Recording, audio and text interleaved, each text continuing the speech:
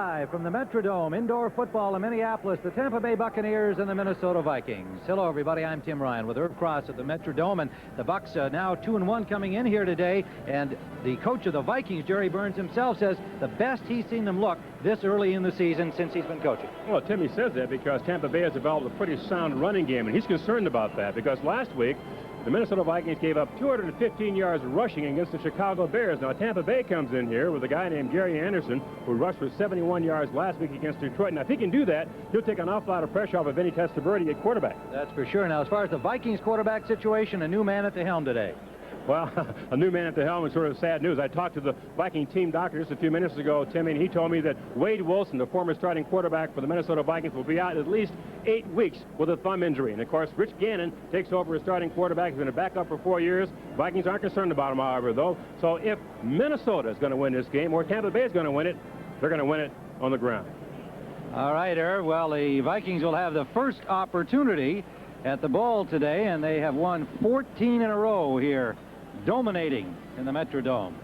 And kicking off will be Steve Christie for the Buccaneers, and back is Herschel Walker standing just outside the goal line. Christie, the man that the coach of the Buccaneers, Ray Perkins, decided to keep instead of Donald Igwebuike, who is here now in Minnesota. And the ball bouncing into the end zone, and Walker does not bring it out. So Rich Gannon, in his first NFL start, in his 4th year with the Vikings, was a third-string quarterback until he got his opportunity this year to move into the #1 spot because of injury. Zimmerman, McDaniel, Loudermilk, Wolfley, Irwin, and Jordan. Rick Finney and Herschel Walker, the starting running backs. Carter and Jones are the wide receivers. And it will be Todd Kalis at right guard, I do believe, number 69 instead of Wolfley. Kalis had a chest injury, but he was back in action. Walker on first down gets about a yard, and it is up to the 23-yard line for Herschel Walker. Walker now with 179 yards coming into the game. Defensively for the Buccaneers, Davis, Jarvis, and Jim Scow, the acquisition from the Cincinnati Bengals in their 3-4 alignment. The linebackers, a strong young crew with one veteran in there, Eugene Marv, who is the real rock of that linebacking group.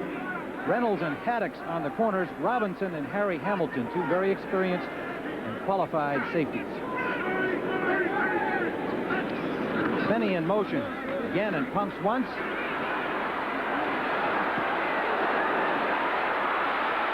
Now he'll run.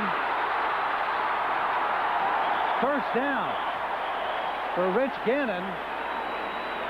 Well, that was an interesting start for the young quarterback, Irv. Well, but not an unexpected start, Tim, because Fred Bruni, the defensive coordinator for the Tampa Bay Buccaneers, said the one thing that concerns me about Gannon is he's a great runner. Now, Wade Wilson was also a good scrambler, but with Gannon, when he takes the ball down and puts it under his arm, he becomes another running back. He's very effective running the ball, but I'm sure Bernsey would rather see him throw it in those passing situations. From the 31-yard line, a first down Vikings opening series at the Metrodome. Gannon, 24 years of age, from the University of Delaware. And Walker blasts his way for about 2, close to the 35-yard line. In the middle of that Buccaneer front, making the stop, and Jerry Burns starting the game with that concerned look, and he'll finish the game with that same concerned look, win or lose. But he has to be happy today to some extent, though, Tim, because he won the opening coin toss. First time this season. Yeah, in fact, he had a lot to do with it. At least he says that he picked Audrey McMillan, his special teams captain. He just appointed to make the coin toss to hopefully turn that around. It worked for him. And the Buccaneers had won 3 of 3. Walker from Gannon, good coverage out on the left side. The linebacker, Broderick Thomas, the #1 pick a year ago, tracking him out there and wrapping him up. There is Broderick Thomas, 23-year-old from Nebraska.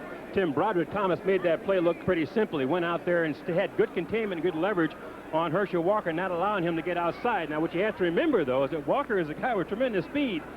Thomas had to run with him stride for stride to stay head up to prevent Walker from making that turn. Did a good job. 7-yard loss on the play, as it turns out. 3rd down and 15 remaining for a first down. They go to the shotgun. 25, 185. time, but now he runs out of it. Buried by Tim Newton, the former Viking, getting his first opportunity, winds up with a sack.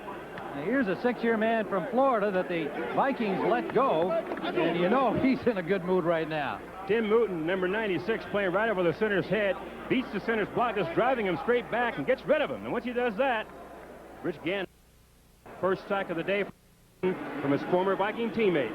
Buccaneers evidently had good coverage downfield because Gannon had some time initially before he ran out of it. So Newsom will be punting.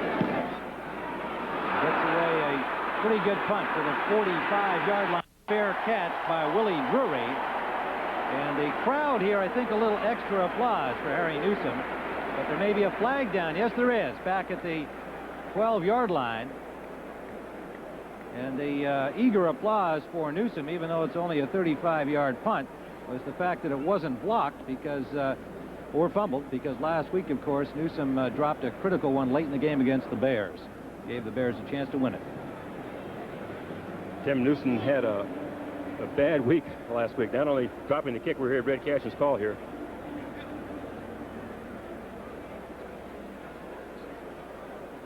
Running into the kicker, number 29, 5 yards, and still fourth down. Fourth down. All right, a great opportunity for the Vikings here, running into the kicker. Here it is, Ricky Tim. Reynolds. Sorry, Tim, here it is. Newsom getting a kick away, and there he is. Reynolds just couldn't stop himself. Newsom coming forward. Reynolds trying to get out of there, but took one step further than he should have gone and ran into him. Well, it's an opportunity for Newsom to recoup a little bit here because now he's standing at the 8-yard line. And after a 35-yarder, he'll look to improve it.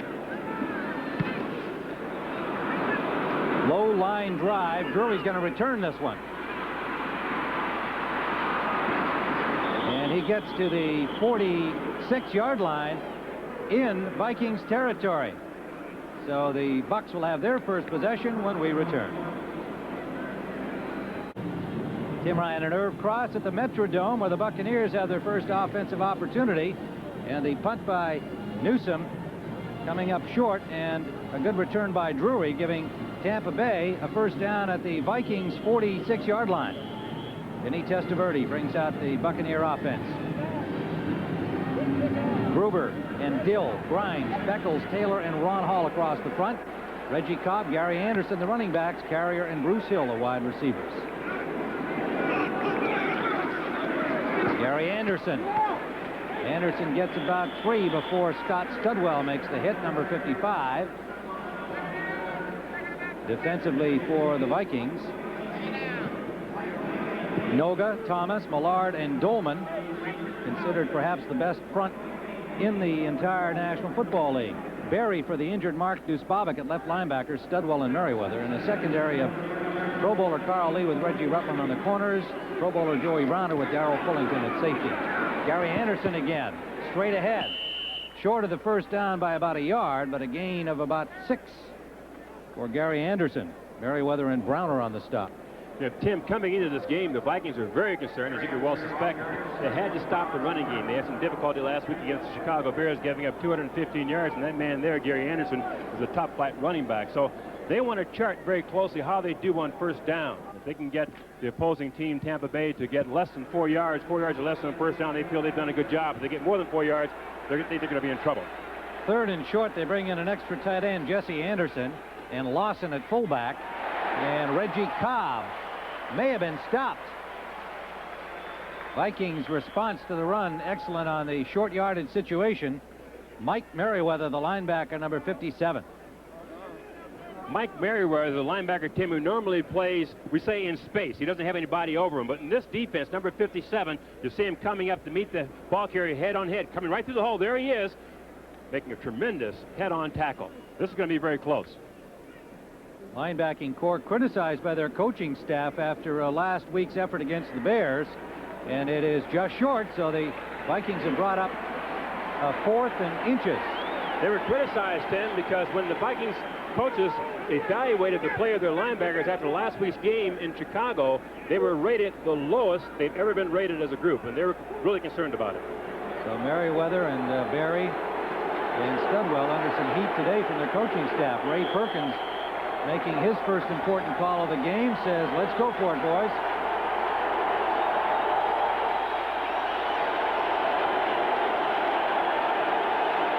Cobb and Lawson.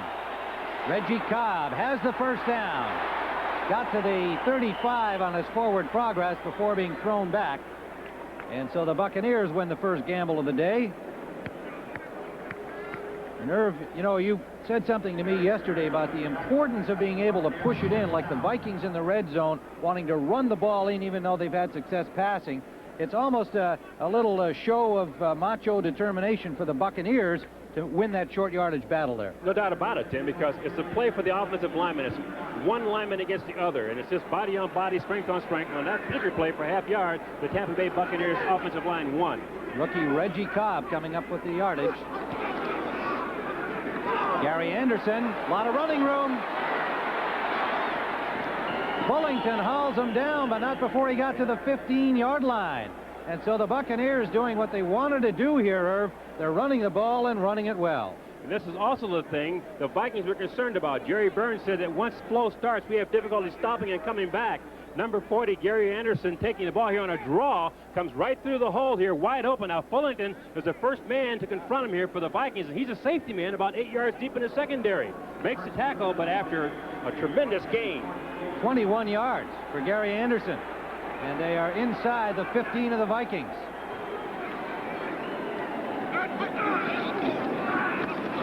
Anderson again picks up another 5. They'll drop him at the 9. Henry Thomas tripping him up, number 97.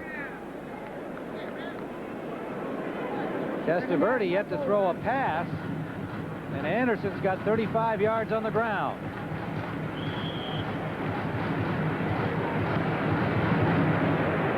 Ray Perkins, when we talked to him yesterday, was a very cool and confident man. Not concerned about anything, is what he said.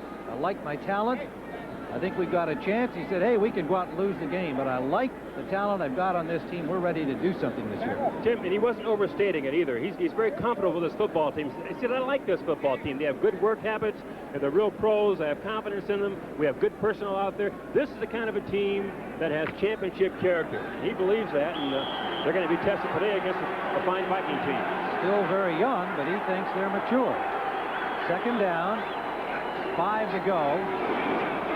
Flag down. Cobb is stopped at the line of scrimmage. Keith Millard may have jumped,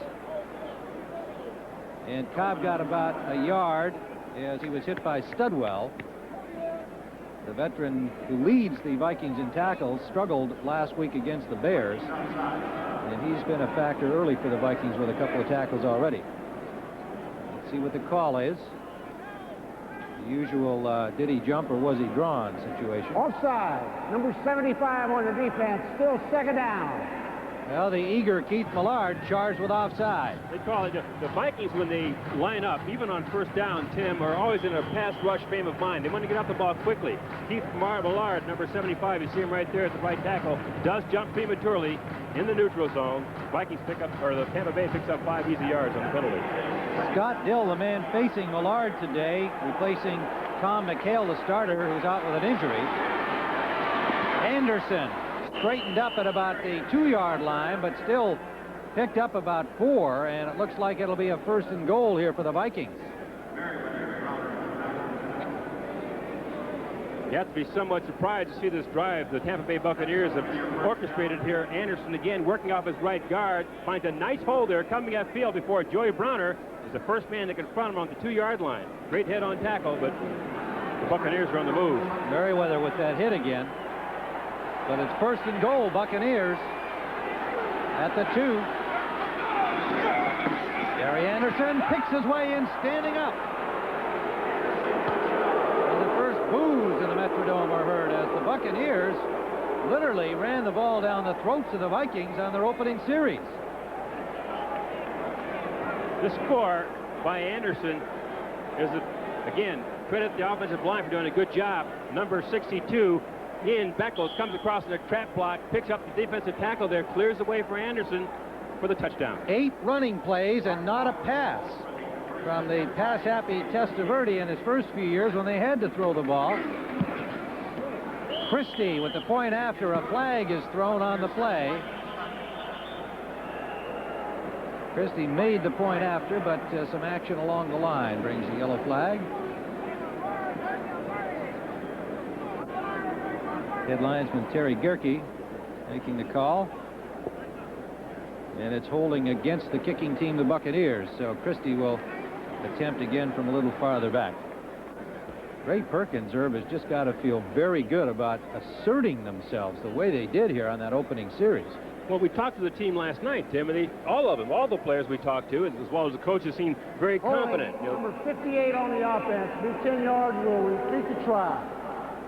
They sort of felt like it was time for them now to come in here to Minnesota and square up with the Vikings on an even level. And they've certainly proved in that first drive they're capable of moving the ball on the ground,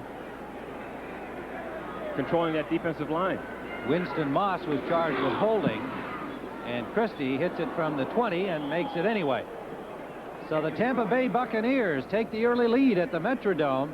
7:02 to play first quarter. 7-0.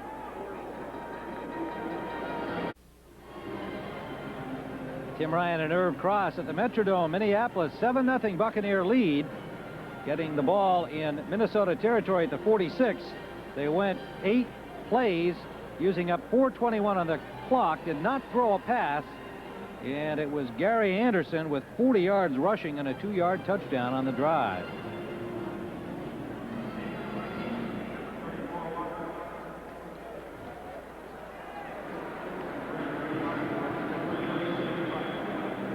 Steve Christie to kick it off for the Bucs. You saw Herschel Walker back to receive. Good deep kickoff. That's what Perkins wants. Drove Walker back to within a yard of the end line. And all that discussion about Donald Igwe-Buike, of which there was considerable this week, you know, that's the reason why. And the man in the striped shirt, Wade Wilson, on the sidelines, just representing a series of injured quarterbacks here. Yeah, he is, but Wade's going to be out at least 8 weeks with that ligament tear in his right thumb, and you can see the other quarterbacks in the league who are out right now. Chris Wilson, Jeff George, and Mark Rippon are out, but Rich Gannon, who's in for Minnesota, is in better shape than Trudeau and Humphreys, because in practice he takes 50% of the snaps with Wilson, so he's ready to go ahead and take control of this offense. On first down, he gives it to Walker. Good block and a good cut inside by Herschel for a gain of about 8, maybe 9 on the play. Harry Hamilton on the stop, number 39. Herschel Walker, 179 yards rushing coming into the game, has caught 12 passes. Tom Moore, the new offensive boss here, the assistant head coach, has just literally tailored the new offensive look around Herschel Walker, trying to utilize all of his talents running and pass receiving. And now he shifts back to the spot he likes best, deep in the eye where he can have a good look upfield. Short man, Vinny, number 31, gets about 2 yards, and that'll be enough for the first down to the 32-yard line. Kurt Jarvis, the nose tackle, number 95, on the stop. Tim, when you watch a drive like this, you know, Tampa Bay took the ball and drove it down to the field with a running game, and the Vikings now are answering that by saying, okay, we have a pretty tough offensive line too. We'll show you we're just as tough as you are, and have our big guys go after your defensive line. So teams will oftentimes do this. So see, let's get back in the game, knock them off the ball, and show them we can dominate them. So the Vikings now are trying to establish ground control. From their 31. Penny in motion. Gannon looking the other way. Sideliner for Hassan Jones. First down, Vikings to the 48-yard line. Gannon right on the money. Kurt Jarvis had a pretty good rush on the quarterback on the play. Tim, people in Minnesota know Hassan Jones is. If you go anyplace else, they say Hassan who? They all know the other guy, Carter, on the other side. But Hassan Jones makes a lot of key catches for the Minnesota Vikings. Has soft hands, great concentration, but even though there's pressure here, Gannon stands up under it from Carter here, gets the pass away for the completion. Hassan Jones. There's Jones with a 17-yard gain, and Jarvis getting a lick in on Gannon. Benny for about 4 yards.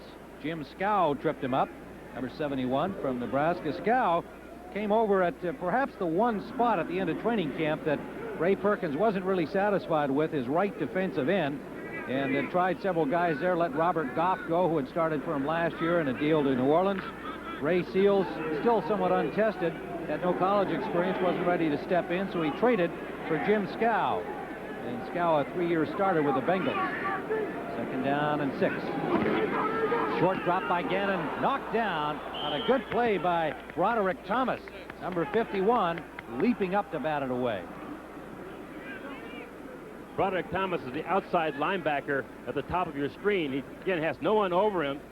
So as the ball is snapped, comes upfield, Gannon trying to get this ball over his head, can't do it. Now, Broderick Thomas is about 6'4", but you can see he has great jumping ability.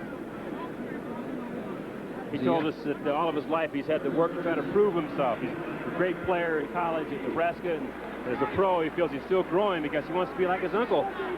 Don't worry, folks. We'll keep you up to date on that baseball score. Red Sox win today. They're in. 3rd down. And 6 to go. A long 6 from the shotgun from Gannon. Quick release again. It is caught short of the 1st down by Carter. The ball came loose, but after play was whistled dead. About a 3-yard gain max on that play. It'll be 4th down.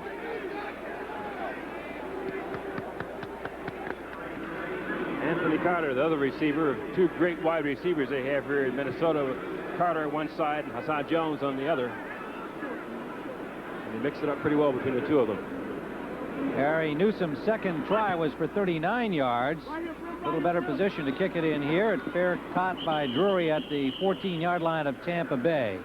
And we have 4:12 remaining here in the 1st quarter. The Buccaneers 7, the Vikings nothing. You know, we mentioned that Viking punter Harry Newsom's had a tough week, Tim. Earlier in the week, he volunteered to go get sandwiches for his teammates through the Vikings training camp, and he went to find the deli, couldn't find it, came back embarrassed, empty-handed. That's the guy, I guess he fumbled lunch, you might say. But, you know, poor Harry, he's the guy that fumbled that snap last week that led to a Bears victory, and he just felt terrible about it afterwards. Gary Anderson on 1st down for the Bucs to the 15-yard line. Got maybe a yard at the most, and tripped up by Al Noga. It'll leave 2nd and 9. Ray Perkins just convinced that this team should do well this year. Despite their youth, he does remind you that he's got a young team. Indeed, he's got a starting right guard as a rookie in Ian Beckles. And he's got a rookie at fullback in Reggie Cobb and a backup to him that he likes, Bruce Perkins. But nonetheless, feels very good about his chances. Gary Anderson is a big reason he feels good about it. Picks up another 3. Merriweather on the tackle. Tim, Mike Merriweather played this perfectly. He's a linebacker right here on the left side of your formation, and he's responsible for watching this running back on the draw. Now watch what happens here when the ball is snapped. He just stands right there. Remember last week against Chicago, they ran out of there? Not this week. That's a big adjustment by the Vikings, forcing that play for a short gain. All right, on 3rd down, Willie Drury comes in at wide receiver, and John Harvey got a touchdown last week against Detroit. Indeed, the winning touchdown in the lineup. Testaverde's first pass for Bruce Hill. Out to midfield, a perfect strike from Testaverde. Joey Browner pulled him down, and Michael Grimm may have been hurt on the play. 34-yard first down play. Tim, from this formation, the Tampa Bay Buccaneers run what they call seam patterns. The receivers on the inside of the formation go straight up the field. They try to split number 47. Joey Browner was a safety. He has to go to the man the ball's thrown to. He's right in the middle of the formation where he should be, but he can't quite run it down until after the ball is caught by Bruce Hill. Great pattern. All right, 2:35 to go in the quarter. Bucs lead by 7.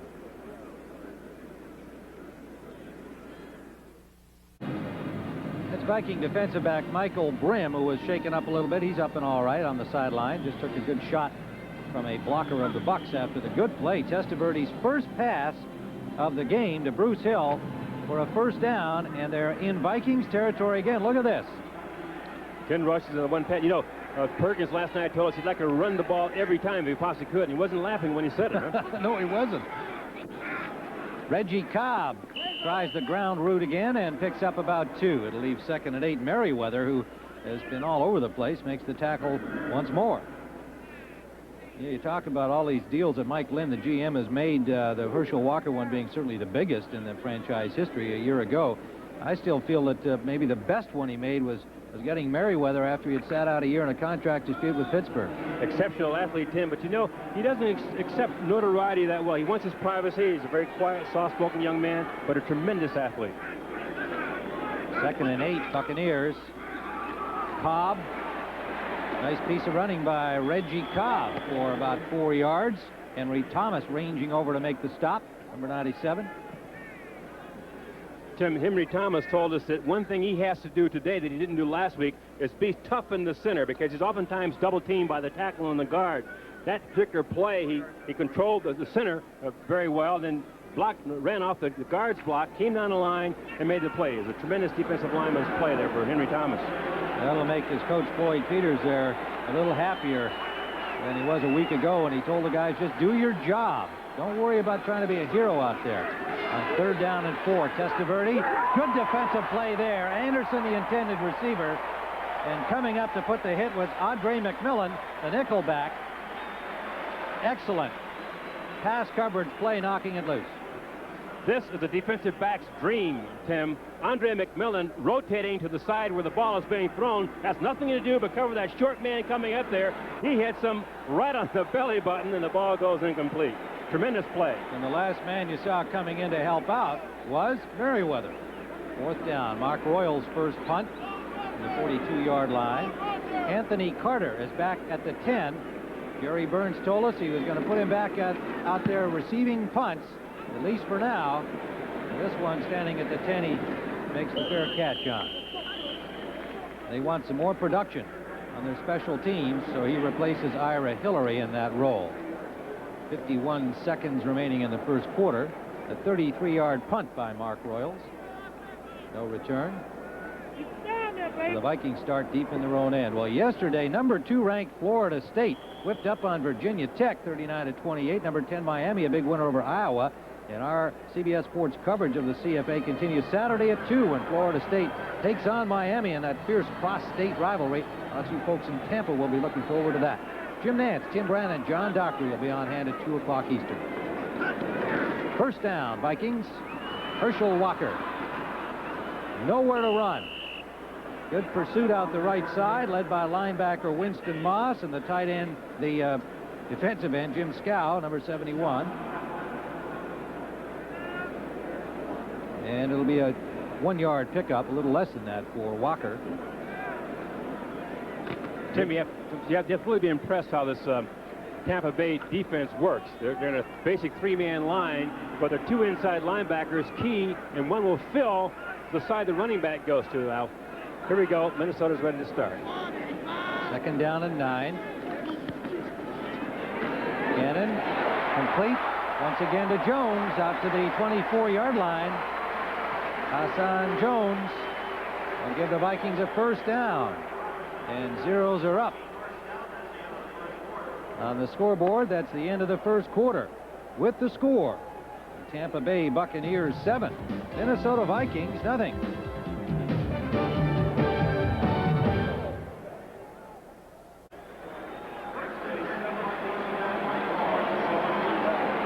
Tim Ryan and Irv Cross at the Metrodome in Minneapolis, Minnesota. 7-0 Tampa Bay lead. The Vikings now working left to right.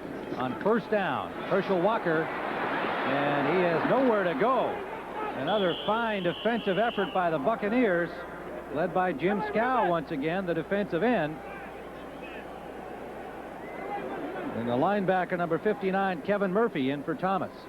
The Vikings, the Tampa Bay Buccaneers, have 2 linebackers standing here in the middle. The reason why they're able to shut this play off is as soon as Walker goes this way, this linebacker steps in the hole. If he goes this way, this linebacker steps in the hole. So in effect, they wind up with the same kind of a defense the Minnesota Vikings run, a 5 under, 5 over. You see 54 there stepping in the hole. Walker wanted to cut back and couldn't because 54 plugged it up. Here comes the gang to stop it. Irvin Randall and Gannon under pressure, runs it up the middle. Now this guy can scoot, folks. That's a first down at the 39. The Buccaneers do not want to see him out of that pocket. They respect his running ability. Tim, you are absolutely right. The Buccaneer defense does not want this to happen, because when Rich Gannon pulls the ball down, he is no longer a quarterback. He is really an excellent runner. He's like another halfback out there. Picks up a key first down. And you can see the frustration of Kurt Jarvis on that play, number 95. The nose tackle got back off the play, and no way he could catch up with Gannon once he took off. Play action, good fake. Release man, Finney. Only about 2. Again, solid defensive play by Tampa Bay. Mark Robinson made the tackle on Finney. Safety number 30, and Kevin Murphy, number 59, the linebacker. Murphy getting some time now, switching with Broderick Thomas. Leaves a 2nd and 8.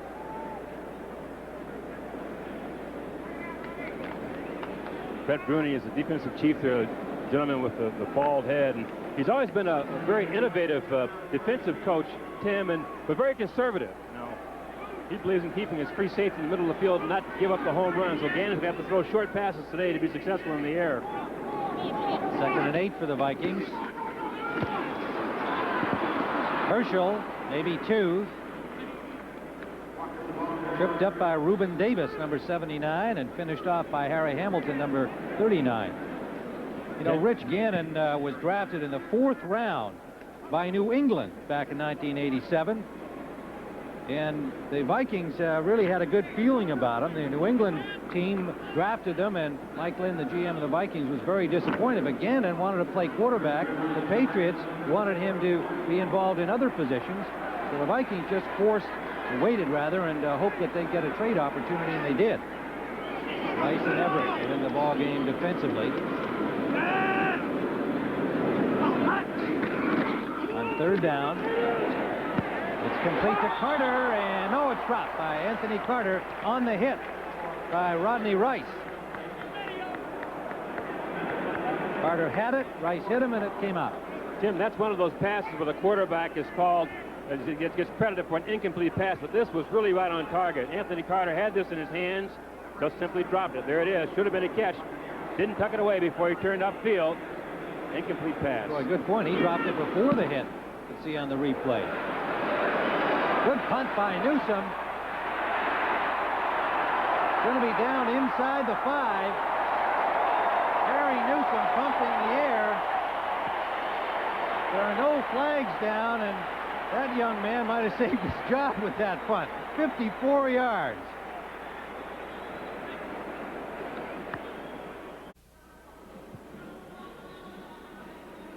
.48 to go here. We're just underway in the 2nd quarter. Tim Ryan with Irv Cross, and there is Harry Newsome, who just unloaded a 54-yard punt.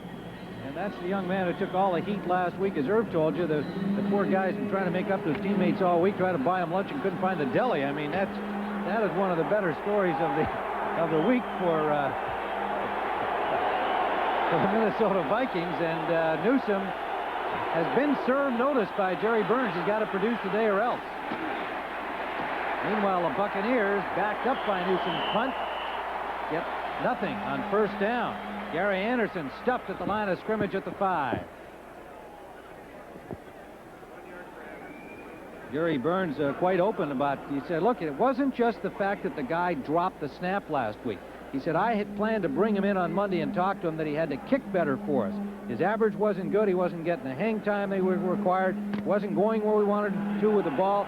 He said he was already in trouble with me. He said, I'm not blaming him for dropping the ball. That could happen to anybody. But today he's got to do it or else. 2nd and 9.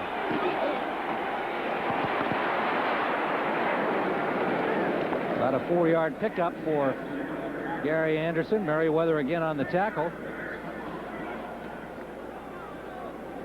You get the feeling that Merriweather is just simply tracking Gary Anderson, because Anderson's carrying the ball so much. Merriweather's made about 4 or 5 tackles already, Irv. Well, Tim, from the I formation, when Anderson's in that formation, Merriweather, as the linebacker away from him, will key on him oftentimes. And his job today will be to try to keep Anderson under control, particularly keeping him inside, not letting him get outside for the big gainers. 10 carries already for Gary Anderson, 50 yards. 3rd down, long 3. And the Bucs may have used up too much time. Or did they take the timeout? Yes, they did. Vinny Testaverde evidently didn't like what he saw there. on a big third down play deep. We'll be right back. Tampa on top. Tim Ryan, a nerve cross where the Buccaneers at the Metrodome have a third and a long 3. What was it Vinny didn't like? Took the time out, Irv. Well, Minnesota came out in their dime defense with Audrey McMillan on the field instead of Studwell, so all of his receivers are covered. Now he's going to run against it, you see. Look at Anderson recover, but a good job by the Vikings. Flags everywhere, however. No gain, maybe a loss of about a half-yard as it finished up. Merriweather and Dolman there. Anderson prevented a bigger loss with some dipsy-doodling.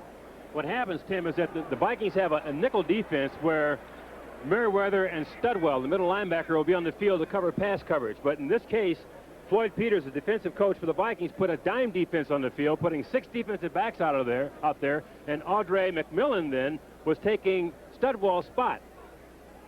So they didn't have a receiver matched up the way they wanted it. McMillan and illegal motion. Number 84 on the offense. That penalty is declined. We have a crackback. Number 84 on the offense. That penalty is declined. It's 4th down. So 2 penalties against the offense on the play, and you saw Burns and Floyd Peters vigorously telling their players on the field to decline, and it is 4th down with the Royals standing in the end zone to punt. And Carter waiting for it near midfield. High punt from Royals. Good hang time and a fair catch by Carter. Still, the Vikings come away with good field position at their own 45-yard line. That was a 43-yard punt.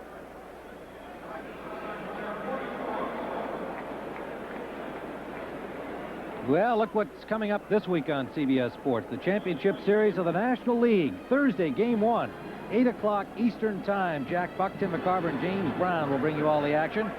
And we're at that time of year, folks. We'll keep you up to date on the ball scores this afternoon. Thrilling pennant races going to the wire. Finney gets close to 5 yards, near midfield. A 7-0 Tampa Bay lead here at the Metrodome.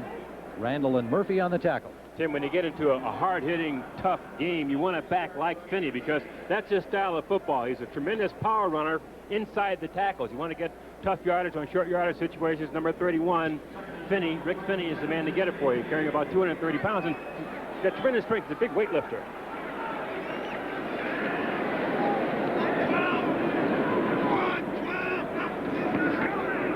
Herschel Walker hit at the line of scrimmage. Reuben Davis made the first contact, and Tim Newton saying hello to his old Viking teammates.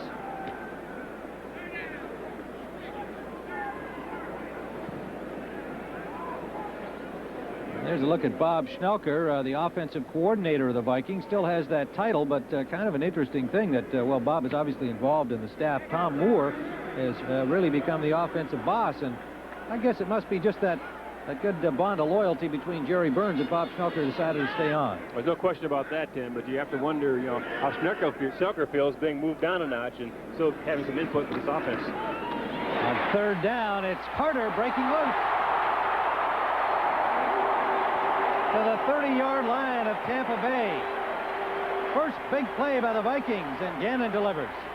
Randall on the stop. Tim, the reason why Anthony Carter is such a threat as a receiver is he has great speed and get deep, but he can also catch a short pattern inside, which he likes to do, and break tackles, and has tremendous running ability once he gets upfield. Anthony Carter, again, making a patented Carter catch and run. 19 yards, first down, Tampa Bay 30. Finney, good hole-out tackle.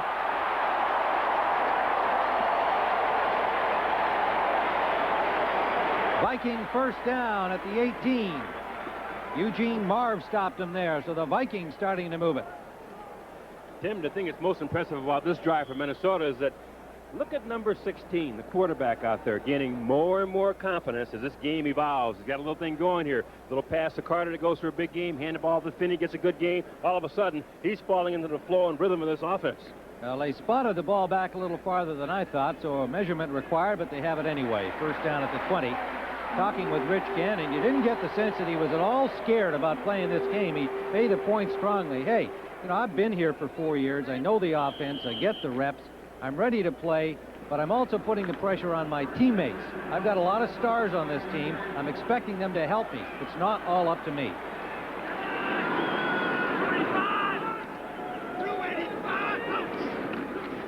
Vinny gets 3 or 4 down to the 18-yard line.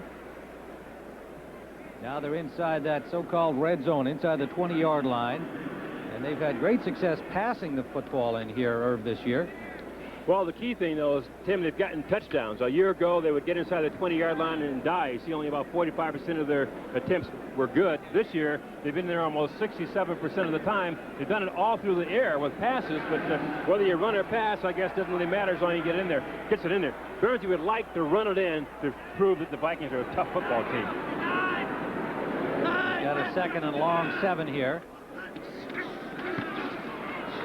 And gets time, and to the end zone, incomplete. Intended for Hassan Jones. Very good coverage by Ricky Reynolds, the cornerback, number 29.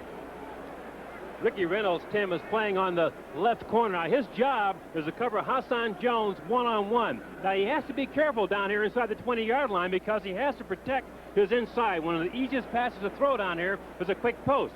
But Ricky Reynolds plays it real well, playing it real tough from the inside out, breaking up the play. Breaking up our picture along with it. We're down at the 17-yard line on 3rd down. Ricky Reynolds, 4-year man from Washington State. Rice and Everett come into the secondary. Chris Carter comes in offensively to join the Vikings wide receiving corps. Now they've got to throw the ball inside the red zone. Gannon up the middle, complete. Short of the 1st down. Steve Jordan, the tight end, had to stretch out, but he was down. It'll leave 4th, and an interesting call. Oh, boy. He's going to kick it. He's going to kick it. You get a field goal here, Tim. You have 3 points on the board. The next score puts you ahead. So there's no point in taking a risk and trying to go for the touchdown or the 1st down when you can get a sure 3 points. You saw Burns. He didn't hesitate at all. You saw Jerry Burns. Bing. Yeah. He motioned, kick it. We'll take the 3. This guy doesn't miss a kick like this. Now, he hasn't yet, right? From the 19-yard line, it'll be a 29-yarder. Newsom, the holder, the former Buccaneer Igwe Wike, happy to try and get some points up against his old team. You know, Tim, those shoes Iggy is wearing are his old Tampa Bay Buccaneer shoes. Now, the black stripes on them, under those black stripes, if you look at it closely, you'll see a little orange seeping through, and he just painted them black to cover it up because he feels those shoes are comfortable and he feels good with them. Probably a little added satisfaction, too, then, if he makes this. It'll be officially a 28-yard try, just inside the 29 marker.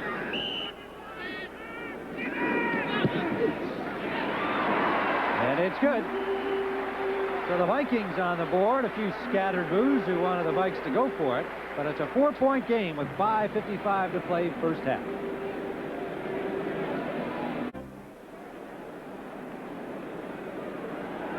Danny Peebles, number 83, a 66-yard kickoff return.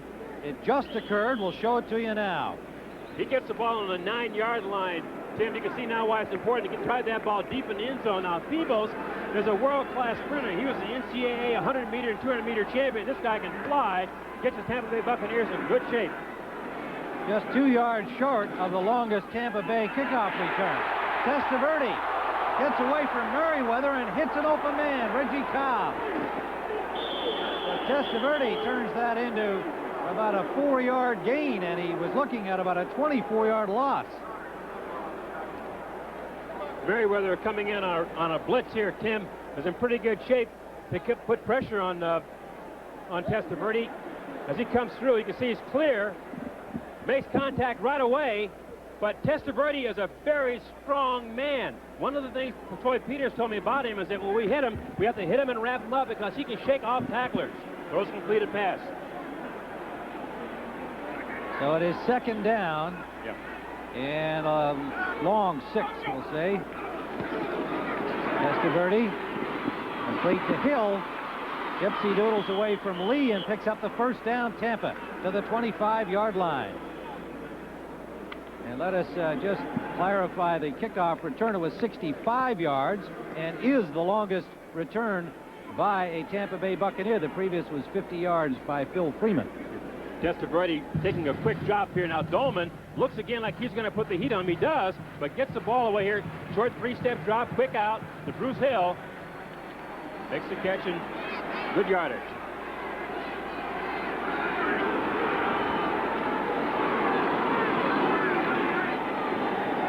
At the 26-yard line, Gary Anderson inside. Gets about 5. When Anderson played at San Diego, there were a lot of folks who wondered whether or not he could carry the ball inside on a regular basis, not being a huge guy. He's about 190 pounds. When you talk to Anderson about it, he says, hey, I can go inside, outside, whatever they ask me to. And he's not worried about doing it. Not at all, Tim. He's a tremendous athlete. He is a running back, and running backs will run with the ball anywhere. Just give it to him. Anderson again. Flag is down as he's forced out of bounds at about the 19 by Studwell.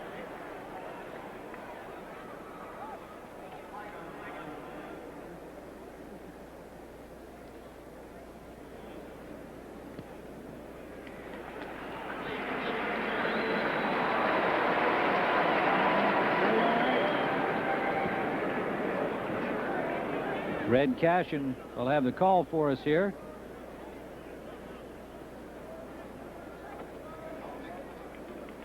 Scott Studwell will give us a preview that it's against Tampa Bay.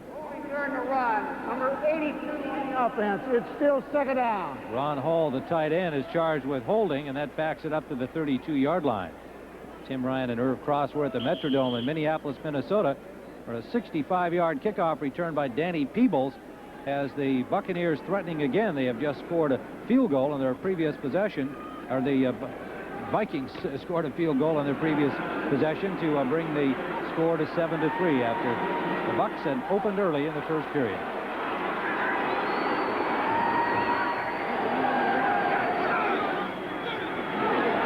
Testaverde for Hill, incomplete. Make it for Ron Hall, intended receiver number 82. The tight end Ron Hall. You could easily mistake him for Hill, though, Tim, because he has tremendous speed for a tight end. He's one of the fastest tight ends in the league. As a matter of fact, he was timed at one time at about 4.4 or 4.5 in the 40-yard dash, which is really sprinter speed. Number 76 on the offense. Still second down. Well, Scott Dill, we said we'd be watching him against the aggressive Keith Millard, and he has picked up his first holding penalty. So the Bucs going backwards here. They're now back at the 42-yard line of Minnesota, and they were all the way down at the 25. Back at the 19 on that run by Anderson at one point. Four receivers spread out for Testaverde. Testaverde looked like he was thinking about sliding twice. But he said, gee, they're giving me a little more real estate. Might as well keep buying it. He will run if he has to. He doesn't want to. But he played it smart, though, Tim. Once he got to the point where he realized he was getting into the collision zone, he found the ground. That's what he should do. Michael Brim, finally the guy to stop him, but a 20-yard run. And he's got him back now in a reasonable third down situation at the 22-yard line. He needs a long 6 for a first down. So Testaverde, who was a good scrambler, as all of the Miami Hurricanes fans recall, showing his running ability there. Time winding down, first half. Incomplete. Intended for Anderson, Jesse Anderson, the rookie tight end from Mississippi State. And so Testaverde's run goes for naught in terms of first downs, but it brings up a field goal opportunity for Steve Christie. Christie asking for the spot just inside the 30. The punter Royals will hold. He shouldn't have any trouble with his kick, Tim. Ray Perkins told us in practice this week he kicked a field goal 69 yards. Flags are down. Christie right down the middle. A 39-yarder is good. Let's see who the flag is against. He had a 55-yarder last week against Detroit.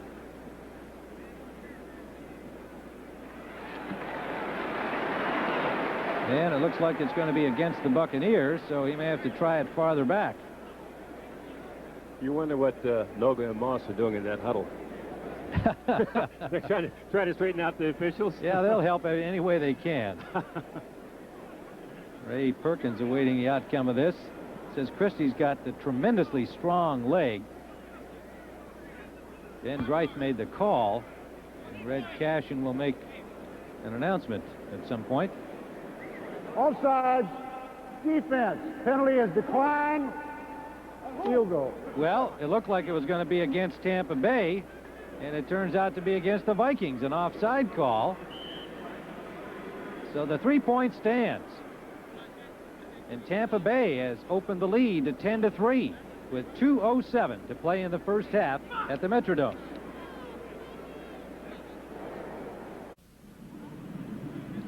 Tim Ryan and Irv Cross, Metrodome, Minneapolis, Minnesota. 2:07 to play first half. A 39-yard field goal by Steve Christie from William and Mary. Oakville, Ontario native, has given the Buccaneers a 10-3 lead.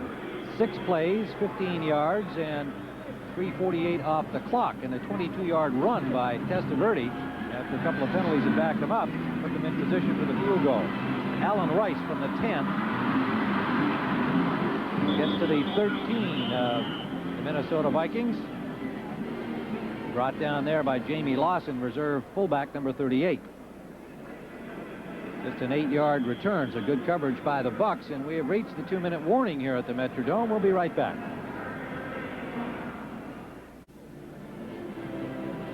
A 10-3 football game. The visiting Buccaneers on top. They opened the scoring early and have just added a field goal from 39 yards out by Steve Christie.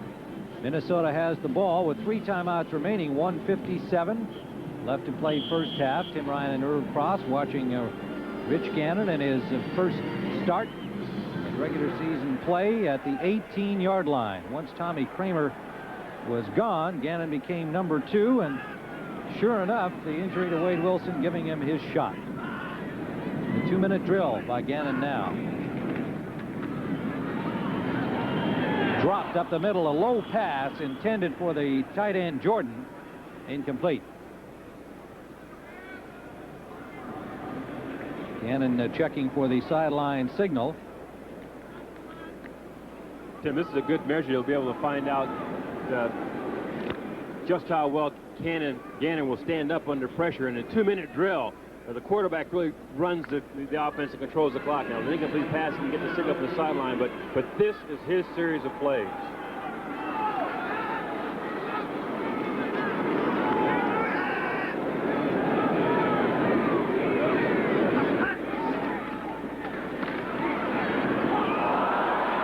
Deflected high, and it was caught by Steve Jordan. Harry Hamilton got a hand on it for the Bucs. Jordan and Hassan Jones both had a shot at it when it came down, and the tight end came up with it. 3rd and 2.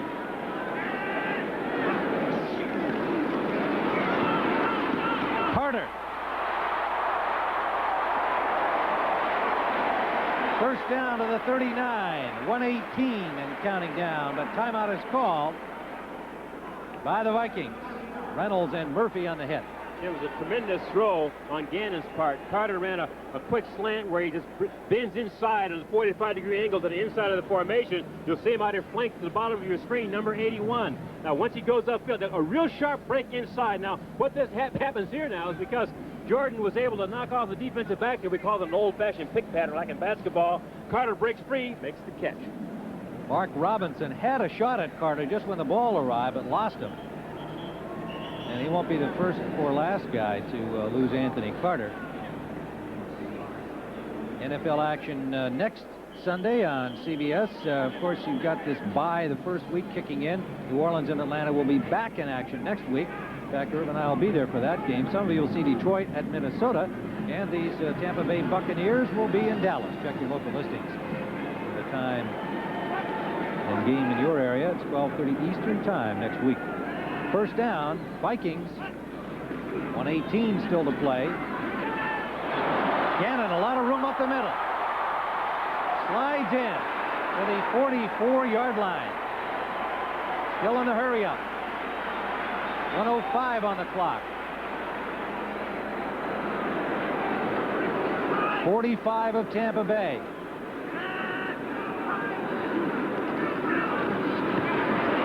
Caught. Chris Carter, the former Eagle.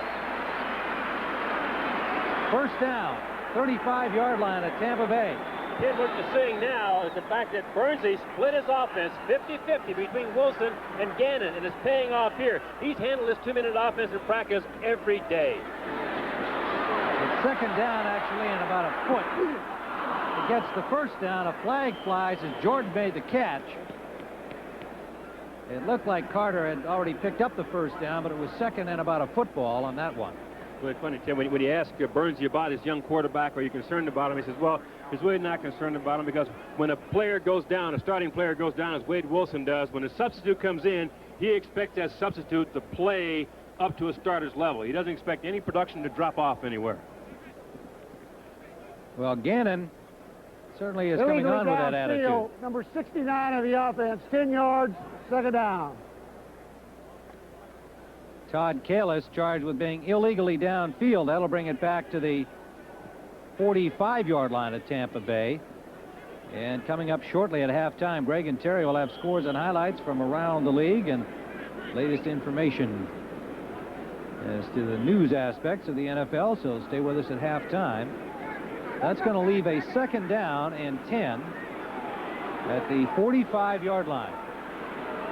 Each team with 2 timeouts remaining and 28 seconds on the clock.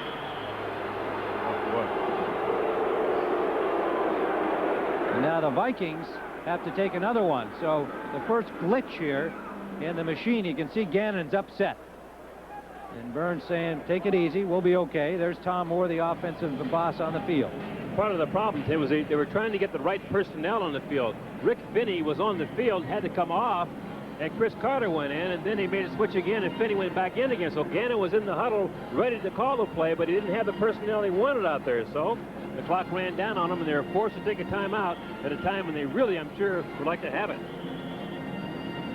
Well, again, we talked about how Gannon has had plenty of preparation because they do split the repetitions in practice between the top 2 quarterbacks in Minnesota, unlike some other teams. But it also goes to show that things can still go wrong in that 2-minute drill. And here where you get a little momentum, they take a penalty that hurt them to Kalis. And now all of a sudden the Bucs start to feel, hey, we can stop them here. We got them back at our 45.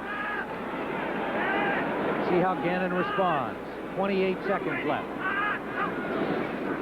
10-3 Buccaneer lead. Good time. He's got Carter open, but he overthrows him. Anthony Carter open at the 10-yard line. Gannon off the mark. Gannon getting the next play. Third down, 22 seconds left.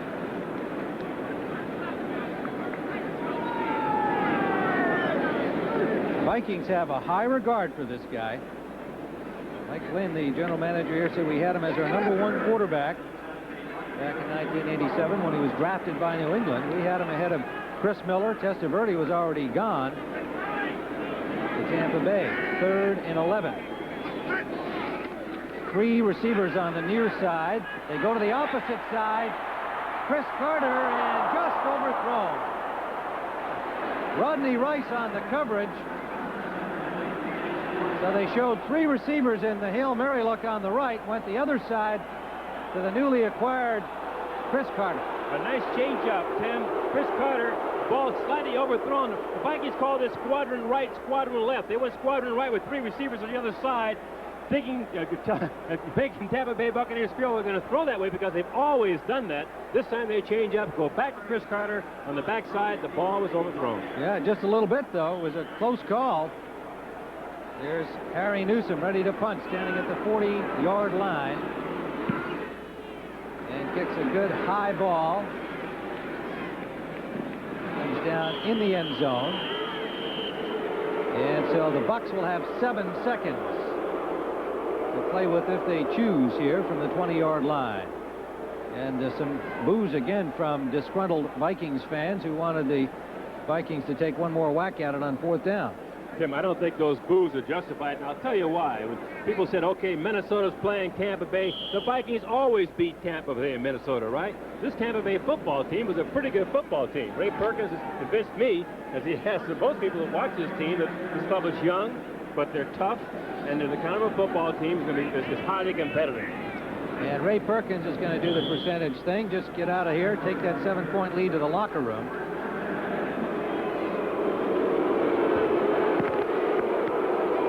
And some unhappy Vikings fans venting their spleens. And coverage of the NFL continues after this message and a word from your local station.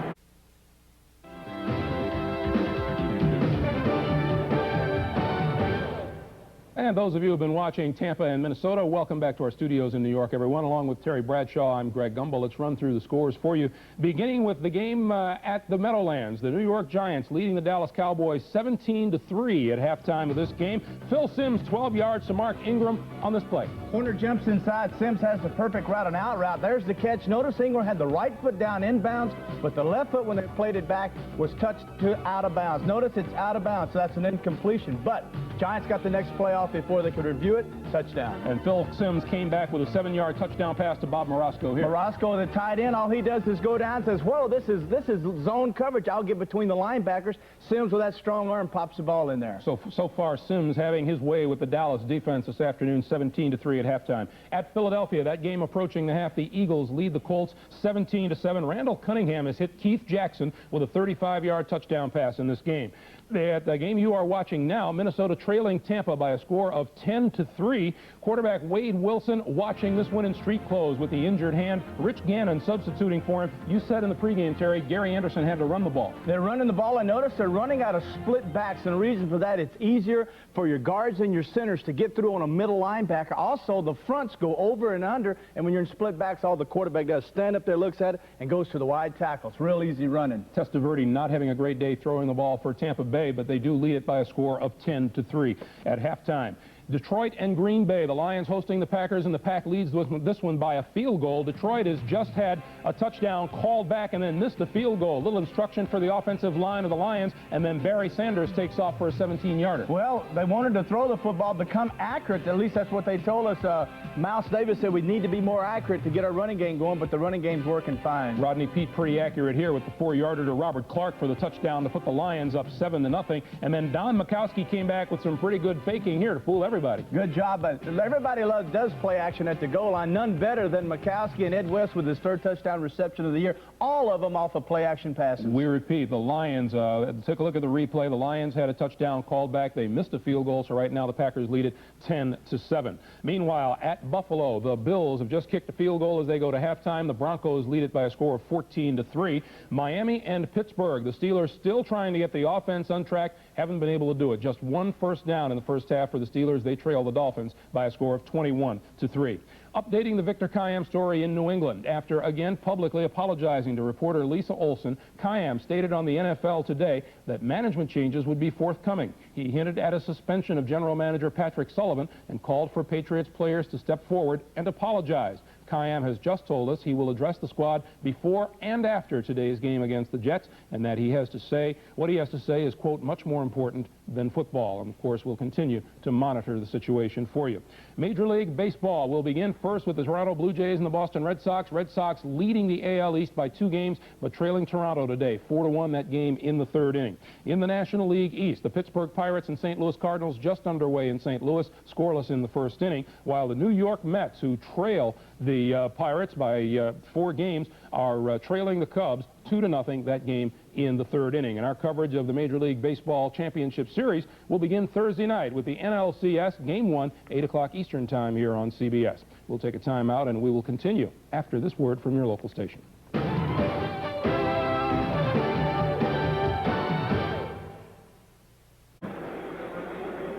Back at the Metrodome, Minneapolis, Minnesota, it is halftime, and the visiting Tampa Bay Buccaneers have a lead of 10-3.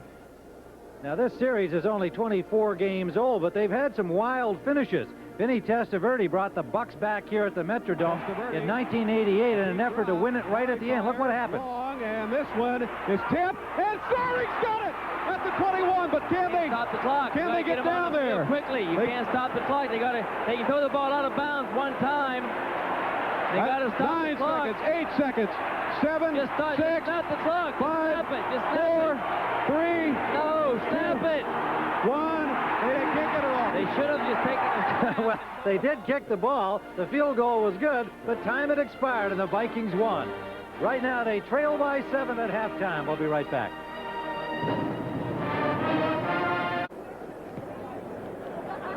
Back here at the Metrodome, Minneapolis, with the Tampa Bay Buccaneers coming in with a 2-1 mark against the Vikings 1-2 of a 10-3 halftime lead. Tim Ryan with Irv Cross here. And Irv, you had a chance to talk to some members of the Vikings defensive staff before this game and what their defensive goals were you referred to back in the first half. Let's take a closer look at it under cross-examination. All right, well, the first thing you want to do is control first down, but here the Buccaneers are in an I formation. Anderson, the tailback. Now, anytime the Buccaneers are in this formation with the wide receiver coming in motion, you'll see somebody coming to your screen from the left side of the camera from your picture in a second on a crackback. Anderson taking the ball off his left guard is met by Studwell for about a 3-yard gain. Now, in that situation, the Minnesota Vikings on first down won. Their parameters are, if we hold the Buccaneers for 4 yards and less, we win on first down. If we get more than 4 yards on first down, we lose. Now, you can see the first running play, 3 yards, they won. The second running play, Tampa Bay got 21 yards, they lost. Now, let's see what they did as the game progressed. So they had 6 wins and 3 losses all total when you look at all the first down plays in the first half. Now, as far as the Minnesota Vikings defensive staff is concerned, they're doing what they want to do. Now, the one big loss they've had was a long pass here. Now, on first down, Testaverde, the touchdown run, I'm sorry, a 10-yard run. Well, it's a 2-yard touchdown run by Anderson, but they had a 10-yard run in there in that series that really hurt them. So the difference in the game... It was that 21-yard run by Anderson that was in this series that led to that touchdown, too. Yeah, but the difference in the game so far with the Vikings trailing here is a kicking game. That long kickoff return put them in pretty bad shape, even though Tampa Bay only got 3 points out of it. That's right. Well, it's a big 3 points. It's a 4-point situation that now with a 10-3 lead and the visiting Buccaneers on top. There's Jerry Burns hoping someone can get his offense on track here in the second half with young Rich Gannon at quarterback, and we're about ready to go.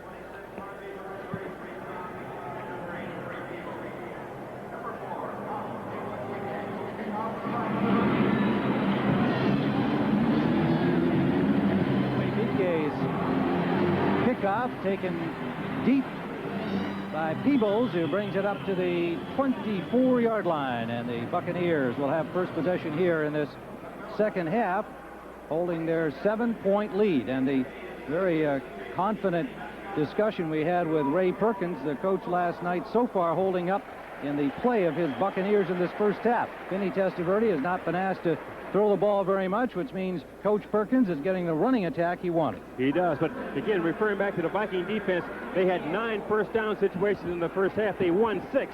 So as far as their defensive game plan is concerned, they're right where they want to be.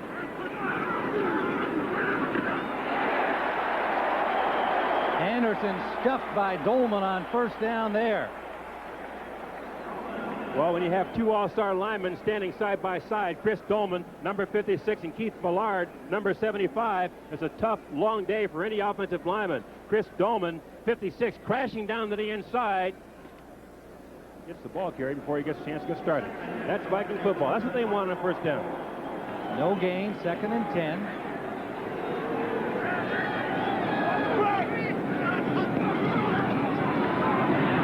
Gary Anderson. Again, very little running room. Ray Berry, number 50, the linebacker on the left side, getting in on it, and a flag down in the Bucs backfield, and the indication is against Tampa Bay.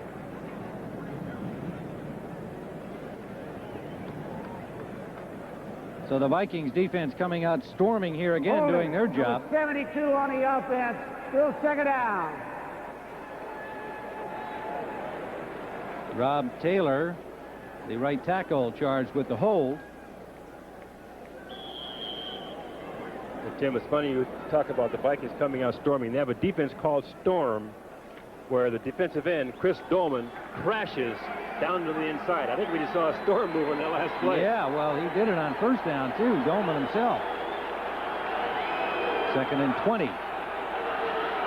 Testaverde calling out to his wide receivers here, changing something. Goes to the short man and out to the 20-yard line. Picked up about 7. Reggie Cobb out of the backfield to catch the pass. Still going to leave 3rd and very long. 3 receivers come onto the field now for Tampa Bay. Studwell and Berry come off to be replaced by 2 secondary men for the Vikings. Pillow and Drury and John Harvey into the lineup, splitting across the field for Testaverde on 3rd and 14.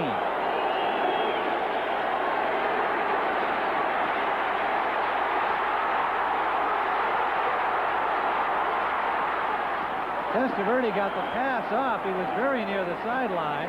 It's incomplete no matter what. Drury was already out of bounds.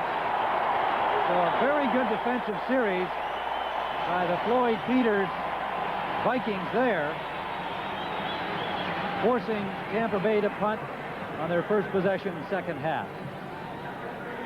Royal standing at his 5. Carter waiting for it at the Vikings 39. Minnesota will have good field position no matter what.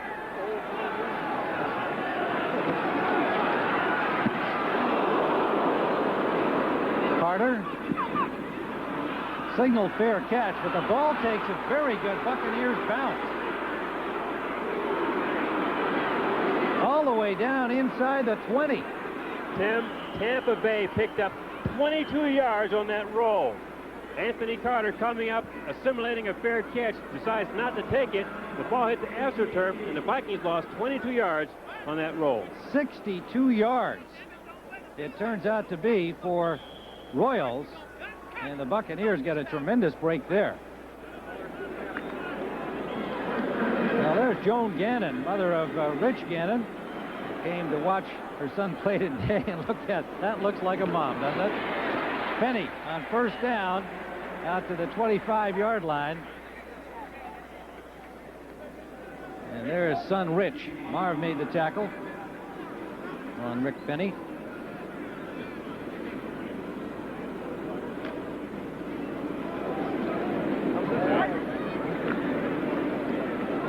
Tim, that was a big tackle for Marv because he now has 1,000 tackles in his career, which is a tremendous milestone for a linebacker. Flags fly as the Vikings pick up the first down yardage on the run by Finney. And let's see what happens here as it's back in the Vikings. It's a holding call against Minnesota. A costly call there on a good play. Eugene Marv, a good acquisition in '88 in a deal with the Buffalo Bills. Holding during the run, number 63 on the offense, still second down. Now that's charged against the center, Kirk Loudermilk. Loudermilk making the start today after being a holdout last week. Came in and got his job back from Chris Foote, who had been starting the first couple of games for Minnesota. Well, Tim, in the defensive scheme the Tampa Bay Buccaneers run, they have a player right over Loudermilk's head, the nose tackle. And the nose right now looks like Kirk Jarvis, and he was the man Loudermilk helped in that last play. 2nd and 14. Gannon play action to Carter. Carter pays the price inside. Took 2 hits. One from Broderick Thomas, the other from Mark Robinson. Held onto the ball and picked up about 8 yards. The thing that makes this play go, Tim, is the fact that with this play action fake, both linebackers step inside to play run. No one's there. Take it out, throw the ball to Anthony Carter on a quick slant. A tremendous idea in terms of getting those linebackers to step up, throw the ball behind them for the completion. There's AC, came into the game with 8 catches. Jones and the 2 Carters now on 3rd and 2. Chris and Anthony from the shotgun formation. Gannon gets protection and has Jones. He can't hold on. Eric Everett had the coverage, may have got a hand in there. The ball hit Hassan Jones, normally sure-handed, seemed to pop up, and just at that moment, Everett arrived and broke it up. So it is 4th down. Chip, sorry, I would guess there was some kind of contact there. Either the defensive back touched him as the ball arrived or something, because he is just too good a receiver to drop a ball like that. Another flag down as the punt from Newsom is taken by Drury at the 39-yard line. And we'll have to wait on yet another penalty back at the line of scrimmage. Newsom is an interested spectator here with referee Red Cash, and a 37-yarder for Newsom. And you can see Newsom now talking to the Vikings staff on the sideline. He's expecting to kick it over again. There's no flag. Well, Red, there was a flag. Foul. The flag was thrown, it's picked up, there's no foul. Right, Red. Oh, the flag was thrown where? The flag was flown, but there's no foul. And so we have 10:46 to go in the third. Tampa Bay leads 10-3. Well, there's one unhappy Viking.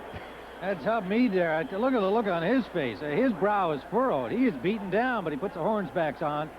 Get those Vikings defenders working here on first down. Tampa Bay at their own 38. Good field position following the punt. Buccaneers lead by 7. Got a 5-yard pickup. Thomas and Merriweather combining on Gary Anderson. Tim, one of the keys for the Vikings today on first down in particular is for number 97, Henry Thomas, to be real tough in the middle. Last week, against the Chicago Bears, double-teamed him, drove him off the ball, allowing him to get big yardage on first down. Now, this week, the Vikings came in, because Thomas had a bad foot last week, came in thinking that if Thomas could stay tough in there in the center, hold the corner, that Dolman and Millard could clean up. Reggie Cobb, good hold. First down, Buccaneers to the 46, and I tell you what, Scott Dill is doing okay against Millard on that play. Well, he did all right against Millard, but the point again at the nose, number 97, Henry Thomas, has to hold firm here. You see, he gets turned, he's moving to the outside, but gets turned outside, and the back cuts off his move, finds a hole inside for the first down. 12-yard gain for the rookie from Tennessee. Browner finally made the stop on him, and the Buccaneers continue to run with success.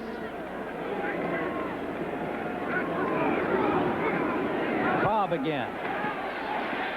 Stopped that time right at the line of scrimmage. Scott Studwell, the linebacker number 55, coming off a less than distinguished performance last week. Look at the determination on that veteran's face. Tim, when you grade his performance, yes, it wasn't very good. But Scott Studwell calls every single defensive maneuver for the Minnesota Vikings. And the way they do it, he has to call the defense by formation. Now, right now, he's called a defensive call, anticipating something. Now, when they come to the line of scrimmage, he now calls the defense. And that's quite a responsibility. And no one does it better than Studwell. 191 games, 35 years of age in his 14th year. Play action from Testaverde, and it's complete to the tight end, Anderson, Jesse Anderson. They move it down to the 31 of Minnesota.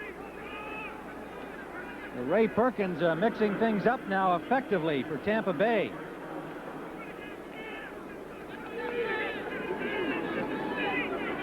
Number 3 pick this year, Jesse Anderson, can run a 40 in 4.45, and Ron Hall, the starting tight end, has real good speed. A lot of exciting young talent on this Tampa Bay team.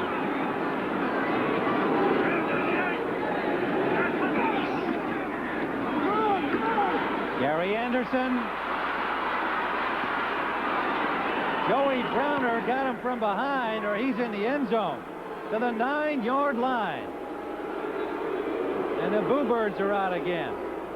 22-yard run. All right, Tim, Boo Birds are out, but this is a well-blocked play. With an open backfield, you can see number 62, the right guard who pulled. There's the trap block. Blocking on the linebacker Studwell, creating the vacancy. Now it's all up to the running back, and Gary Anderson, with tremendous open field running abilities, gets a big gain.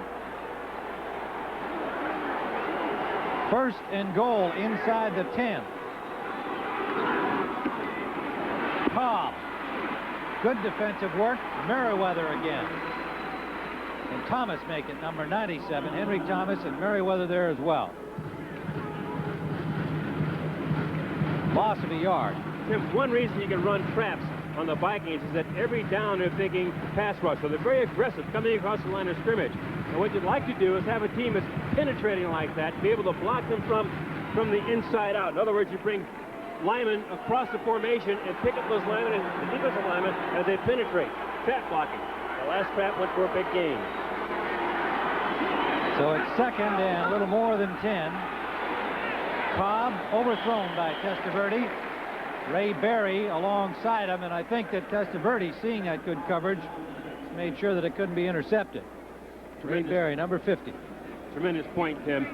The difference in Testaverde today than the Testaverde we've seen in the past is he's not throwing interceptions. He's only thrown 2 in the year so far.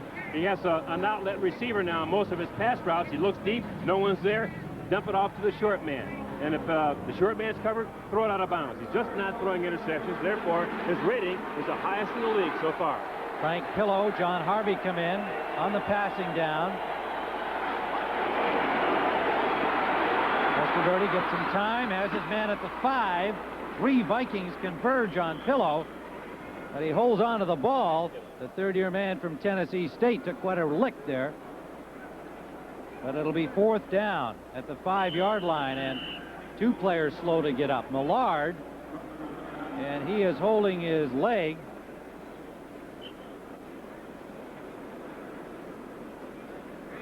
And Pillow is a little slow to get up, but Rutland is also down. We'll be back.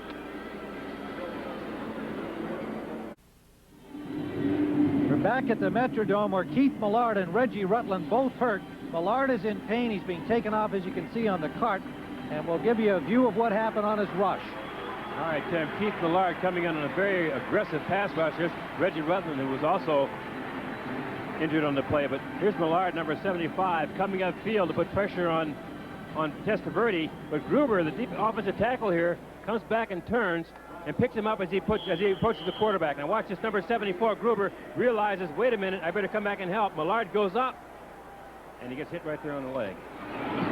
Back live, Christie's field goal try is good, and the Vikings managed to stop the touchdown drive, but they give up a field goal of 22 yards to Christie, his second of the game, and that opens the lead to 13-3 for the visiting Tampa Bay Buccaneers. And what a costly play. Millard tried to jump over Gruber and wound up injuring his leg. Meanwhile, Rutland, down where the pass was caught by Pillow, was in a collision, and it looked like he had his bell rung, as the expression goes. He came off a little bit woozy, but was able to leave the field on his feet, whereas Millard was taken off on the cart, and we'll have a report for the report on the injury to the great tackle as soon as we can. Well, be sure to join us when Major League Baseball's postseason action begins here on CBS Sports. Game 1 of the National League Championship Series, Thursday night, 8 p.m. Eastern Time. Game 1.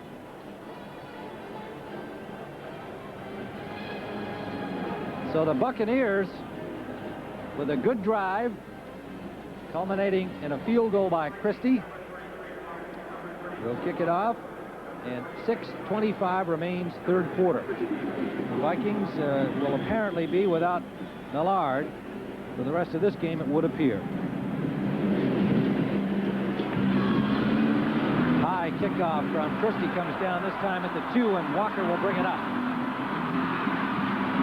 Walker to the 27-yard line. Sam Ano, a former Viking linebacker, made the stop.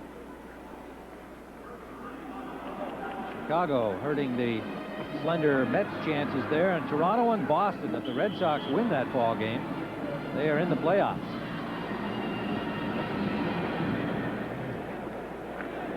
First down, Vikings, their own 27-yard line. Not been able to get this offense going. I don't think you can lay any blame at the doorstep of Rich Gannon, but credit a good Buccaneers defense. Now Gannon going to the air on first down, overthrows Carter on that one. Anthony Carter. 2nd and 10. And the word on Millard, you may have picked up even over our microphones, a sprained right knee. And I would consider that good news with the way knee injuries go in the NFL. If it's only a sprain, that is a good medical report on Keith Millard. I'll try to follow it up for you. Gannon under pressure. 3 Bucks into pursuit. And he can motor. Tackle out of bounds. And there is a flag. Kevin Murphy got him, and he'll pay a little extra for that. If you saw a sample of Gannon's speed, Irv, you said he runs like a halfback when he gets going. Well, he was encouraged. Kevin Murphy was chasing him, but when he realized he was under pressure, he decided right away, I'm going to tuck the ball into my arm, take off, get as much yardage as I possibly can. Came up with a big play, and it was the penalty at the end of the run. That'll be a late hit against Murphy.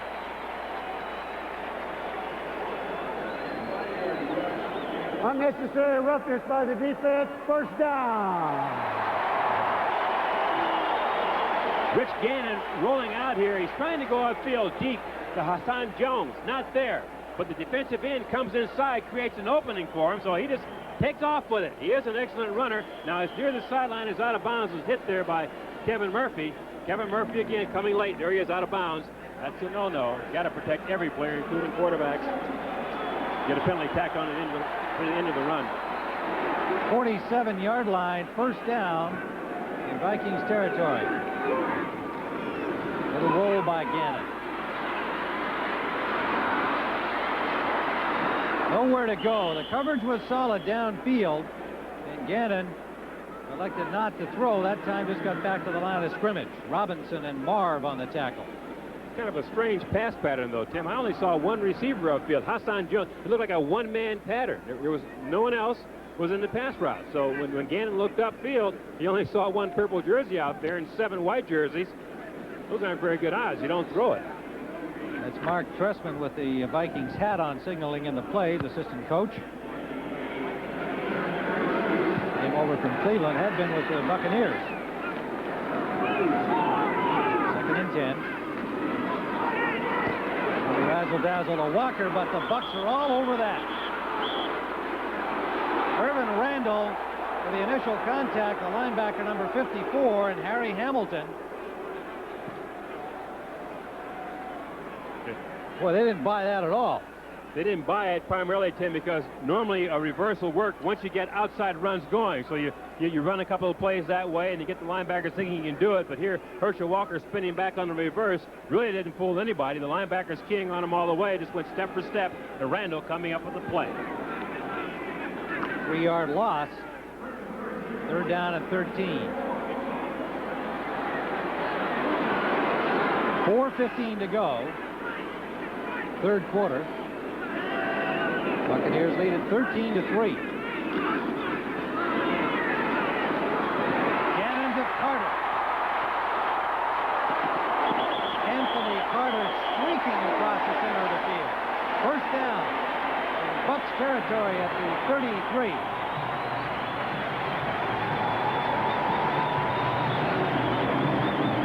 Anthony Carter split out to the right side of the offensive formation. His head up here one-on-one on Ricky Reynolds. Now, Reynolds has responsibility for the short area here. It's a zone coverage, but he's going to trail him inside. Carter making a catch. He catches the ball inside, in my opinion, better than any receiver in football. He loves going in there in those quick post and crossing patterns. 23-yard gain. Vinny with a pitch. It's about 3. Battering his way to the 30. Eugene Marv and Kevin Murphy combining. Murphy has had more of the playing time than the second-year man Broderick Thomas at that left linebacker spot. And Murphy's played well. He was the starter a year ago when Thomas came out of Nebraska as a #1 pick, and Murphy kept him on the bench. Well, last week he was out, Tim, because he had a knee problem. You know, he had a little knee injury and wasn't really ready to go, but apparently that knee problem is something he's handled. He's playing very well today. Second down. Gannon intended for Walker. Walker is tripped up, and there'll be a flag. Mark Robinson will be charged with interference, and it's one of those interference calls that are awfully tough on the defender, because it was more of a feet getting tangled up, but there's no question that he made the contact. Tim, I can tell you, as a former defensive back and defensive backfield coach, that is a very tough call on the defense. Robinson is saying he ran into me. Number 30 on the defense, touchdown. Okay. Robinson saying he ran into me. I had position. He stopped and took off. Number 30, Robinson, trailing the play, and it just sort of just hung up there. And I would call that incidental contact, but I'm not the official, so I don't make any calls that mean anything. Pass interference on the defense. So a first down at the 18, and those penalties have been a factor in this football game. Walker wants to throw, and it's overthrown, intended for Anthony Carter. Now, Gary Anderson has the same play for the Buccaneers. I think the difference is he can throw it a little better than Herschel can. Well, Tim, Herschel has all those big boy pads on. This is a run pass. He goes out there, and you can see pass all the way. Anthony Carter's the intended receiver. We saw him throw that in practice. We said, gee, I wonder if they're really going to throw it in the game Sunday. Well, they did. Incomplete. So at his second down, it does present yet another Walker threat, however. This guy who can run and catch can also throw it.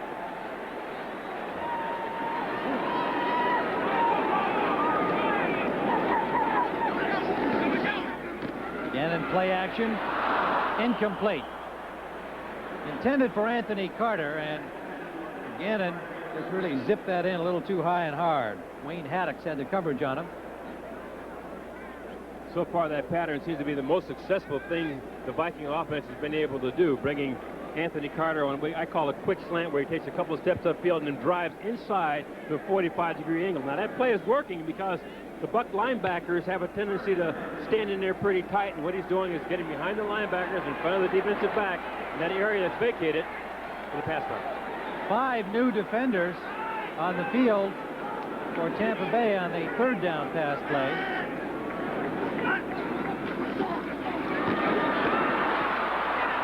Gannon will take off to the 15, leaving fourth down.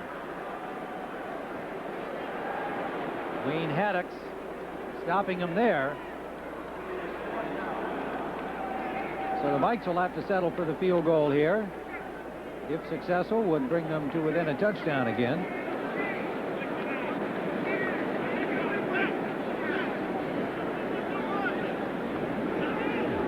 A 32-yard attempt by Donald Igwe-Wike.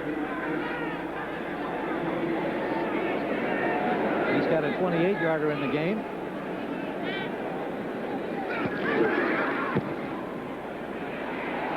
And it is good.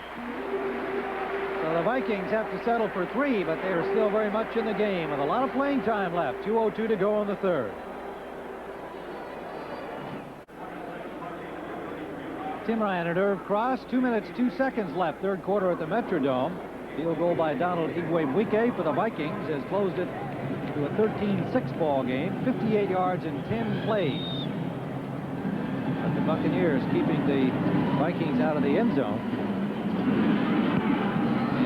Igwe-Wike kicks the swift kick that's handled by the tight end Hall, and he goes nowhere, but he's at the 29-yard line. And so the Buccaneers will have a reasonably good place to start from with their 7-point lead when we return to Minneapolis in a moment. Tim Ryan with Irv Cross back at the Metrodome. This is Tom Struthers, number 94, is replacing the injured Keith Millard. He came over last year as a plan B from Detroit and has been a backup. And they also have had to replace Reggie Rutland, who was knocked in the head in a collision with the receiver Pillow, and a couple of Vikings teammates. And Audrey McMillan, the nickelback 26, is in the lineup. So 2 starters out of the Vikings defense. First down at the 30, Tampa Bay. Reggie Cobb, nowhere to go. It'll leave 2nd and 10. Okay. Noga and Studwell made the tackle. There's Scott Studwell showing a little flesh for us here. 35 years of age, Scott Studwell. And still the key guy out there. Dave mentioned calls all of the defensive plays on the field. Certainly is a team leader and leads the team in tackles again, as he does most years. Coming off a tough week against the Bears last week. Testaverde gets some time, swings it out for Cobb. And Cobb breaks loose. Oh, he was history, folks. Tripped up by Browner. What an effort by Reggie Cobb. Two guys had him, and he broke out of that. And if it wasn't for the All-Pro Browner, he was in the end zone. A 16-yard gain. Tim, if you're an offensive coach, you say, great run. If you're a defensive coach, you say, lousy tackling. Here goes Cobb, and here comes Studwell. It's gets a first shot. He misses him. Number 97, Henry Thomas, knocks off one of his teammates. So he breaks 3 tackles for a sizable gain. First down out at their own 46. Cobb again. Tripped up by Ray Berry, number 50 this time. You know, talking to Perkins about Cobb yesterday, I mean, I did raise the question, hey, you changed all your running backs from a year ago. Every guy is new, although Lawson and Harvey were on their roster. They were not regulars. Lawson played a little bit. Harvey was on the development squad. And but he has so much confidence in Reggie Cobb, even though he didn't even finish his college career at Tennessee, as he was dropped from the team because of problems with drugs. So, I mean, these young guys are playing very, very well indeed. The end of the third quarter has the score. Tampa Bay 13, Minnesota Vikings 6. Our coverage will continue after this message from your local station. You're watching the NFL on CBS. Well, that man with that green thing on his ear, Ray Perkins, said yesterday, I hope you guys have a dull game today, because if I can run it every down and win a low-scoring game, I'll take it. Maybe en route. Testaverde sacked finally. Henry Thomas got him, number 97. Testaverde has thrown only 11 times in this game today as we begin the fourth quarter. Henry Thomas playing the nose tackle is a man who penetrates as he beats the offensive center, Randy Grimes. You see number 97 right there coming right up the middle of the field. That's the best pressure you can get. If the nose tackle will beat the center, a quarterback like Testaverde, who likes to step up in the pocket, feels that pressure right away. Thomas comes up with a sack. First sack of the day by the Vikings, third on the season for Thomas. From the shotgun. Complete drop by Bruce Hill. Had the ball and dropped it. Normally sure-handed Bruce Hill had the strike there and couldn't hold on. So the Vikings defense does the job this time.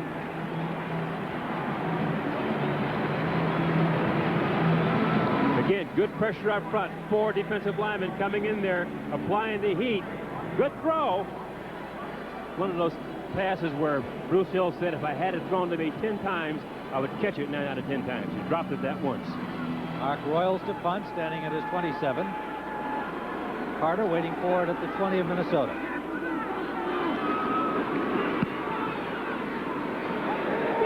Fair catch. Carter at the 25 of the Vikings. And we have 14:22 remaining regulation time. Tampa Bay leads by 7. Tim Ryan and Irv Cross, you know, that's a very good summary. It really says it all, because Anderson, 81 yards. They've rushed it 26 times, Irv. Testaverde's only thrown 12 passes, and despite the penalties, they've got a lead of a touchdown. Well, one of the things the Vikings are most proud of is the fact they haven't given up 100 yards rushing by a running back in a long time. Anderson is threatening that record now. On first down, Gannon to Herschel Walker, and a first down to the 40-yard line. Get the feeling that maybe the Vikings offense, which has been struggling, somebody's saying, let's get the ball to that Walker guy. A.C. Carter's been doing his job. You've got to get the ball to Walker. Keith McCants made the tackle. He's in there now at the right linebacker spot, their number 1 choice from Alabama for Tampa Bay, number 52. First down, Minnesota, trailed by only a touchdown. On their own 40-yard line. Rich Gannon in his first start. Flag down as they stop Walker, or Finney, pardon me. Finney right at the line of scrimmage, maybe a yard gain. Giants continue to roll, leading the Cowboys. The Eagles on top over Indianapolis. And the Lions trying to rebound from their loss at the hands of these Buccaneers last week. Green Bay struggling. Let's see what this flag is. Tim, you hear people say a lot, you have to get the ball to Walker. You know, well, the obvious reason for it is that he can take Illegal motion. Number 83 on the offense. Still first down. He can take a short run or a short pass and go the distance because he does have world-class speed. We're looking at Jordan here now, the tight end for the Vikings. But the reason why Herschel Walker is such a tremendous offensive threat is like he can score anytime from anywhere on the field. So you want to give him as many opportunities as possible. Jordan was called for the illegal motion, so it's 1st and 15. The gain by Walker wiped out. Gannon to Walker again, and he can't hold on, but he was well covered by Kevin Murphy, number 59. Didn't really have a chance to go anywhere had he caught the ball. Well, that matchup would have been okay. Kevin Murphy, at about 240 pounds or so, could handle Herschel Walker one-on-one, but where Walker is really dangerous is when he gets into the secondary, when he's bouncing off the defensive backs who are 185, 190 pounds. They just don't stop him. Reuben Davis had to leave the field for Tampa with an injury. That brings John Cannon, number 78, on for him. 2nd and 15.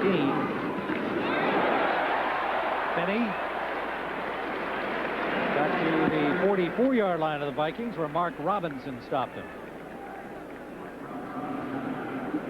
Normally, when you run against a three-man line, the type of defense that the Tampa Bay Buccaneers run, you like to run straight ahead because they have what they call the bubble, 2 bubbles right in the middle of the field over the offensive guards, and it looks like he can run at it pretty easily. But Jerry Burns told us yesterday, you look at that Tampa Bay defense and you say, you ought to be able to run against it, but they play it pretty tough because those linebackers step up in there and fill, and you have to really work hard to get them out of there. Well, they're good linebackers with good size, and he's got a lot of them. Everybody gets to play. 3rd down and 5.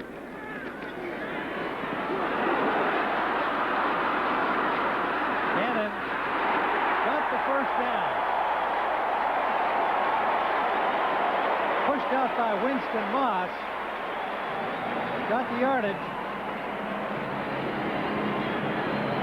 Tim, here's the time when you're happy you have a quarterback like Rich Gannon holding the football. Back in the shotgun, not able to find anybody. Now, he was really sort of undecided here. He wanted to throw the ball. Now he decides, I'm going to go with it, but he has to outrun the linebacker, and he does as he makes his turn here for the 1st down. 49 yards rushing on 6 carries for Gannon. He did come out of there a little prematurely, though. He wasn't giving his receivers a chance to break free on the play, but he got the 1st down. Walker got about a yard, and they're in Tampa Bay territory at the 47. Eugene Marv on the tackle, number 99. Broderick Thomas is back on the field. We mentioned they have a good group of linebackers. In fact, young Mr. Thomas, in his 2nd year and first kind of full-time year, says, hey, we think we're as good as they have anywhere in the league, our group of linebackers, including the New York Giants. Generally considered to have the best group. A lot of confidence on this Tampa team. Gannon finds Hassan Jones. 1st down, Vikings, to the 38-yard line of Tampa. Reynolds on the tackle. Tim, this pattern is a defensive back's nightmare.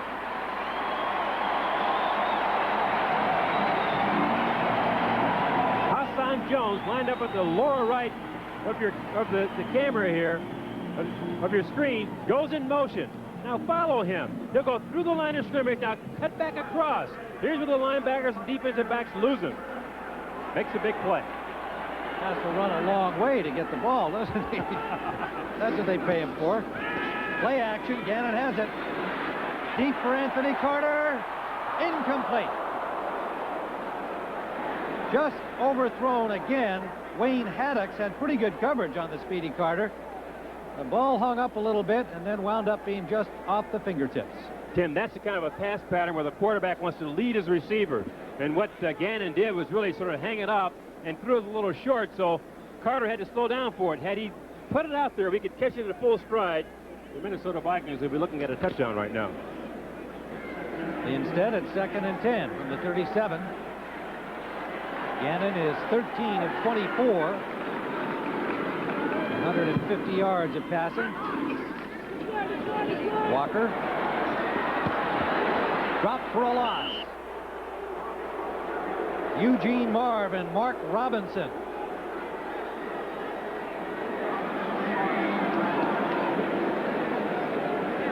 Vikings have not had a lot of success trying to run the ball outside, except when Gannon has been flushed and found a little more room to move. That's right, because Eugene Marv, number 99, and Mark Robinson, number 30, on that defense were keying Herschel Walker. If Herschel Walker, no matter where he went, those two people would have been on him like glue.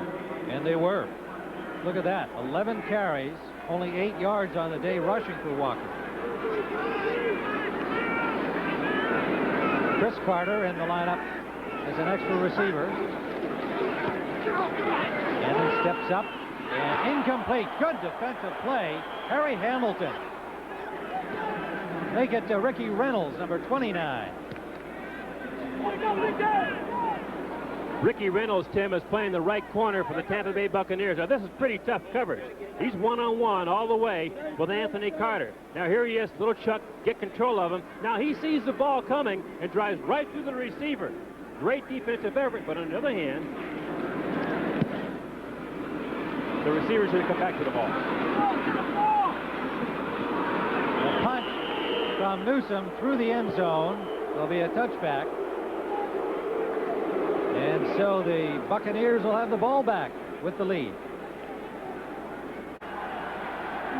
Tim Ryan with Irv Cross, Metrodome, Minneapolis. First down, Tampa Bay at their own 20. Following the touchback, they lead by 7. Gary Anderson and Henry Thomas wraps him up. Love listening to that Henry Thomas. There's Wade Wilson with some counsel for Rich Gannon. You see the cast on Wilson's hand. His thumb injury is going to keep him out for at least a couple of months. So this destiny of the Vikings this season is certainly in the hands of Gannon. And this quarterback has thrown the ball only 11 times in this game. He's averaged 20 passes a game, which is low for Testaverde through the first 3 weeks. And he's below that. And that one intended for Hill is off the mark, as Dolman had a pretty good rush on him. Testaverde had to hurry it there. Hill's had a couple of drops, where Testaverde's 7 for 12 numbers would be an even higher percentage. Tampa Bay scored the only touchdown back in the first quarter. Gary Anderson took it in from 2 yards out. Since then, it's been Igwe Buike, the former Buccaneer, against Steve Christie. Drury and Harvey, that's the wide receivers. Flag down, and the ball dropped at the 30-yard line by Gary Anderson. What'd you see there, Irv? Well, I got all excited when the Tampa Bay Buccaneers come out in that formation. They like to run what they call seam patterns, having the receivers inside fly deep upfield. One receiver did, and he came back. On the defense, first down. Penalty on the defense. Andre McMillan, evidently an illegal push of some kind against McMillan. And it's a first down for the Buccaneers at their own 26-yard line.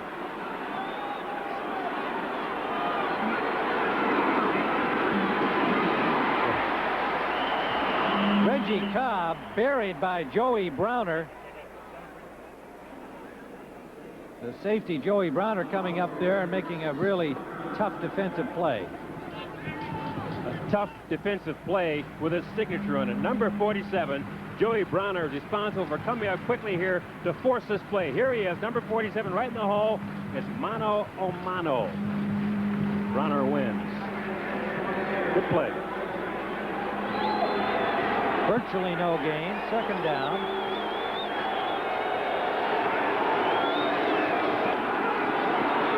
Little draw play for Gary Anderson. Merriweather steered him out before he made the 10-yard marker. It's a pickup of about 8.5 for Gary Anderson. A 9-yard gain officially. 91 yards on the day, and still 8:07 to go for Gary Anderson. He gets a breather. It'll be third down, a long yard. Well, this is one of those plays you pick out in a game. A big defensive situation for Minnesota here. And they do not stop Cobb. Cobb dropped the ball.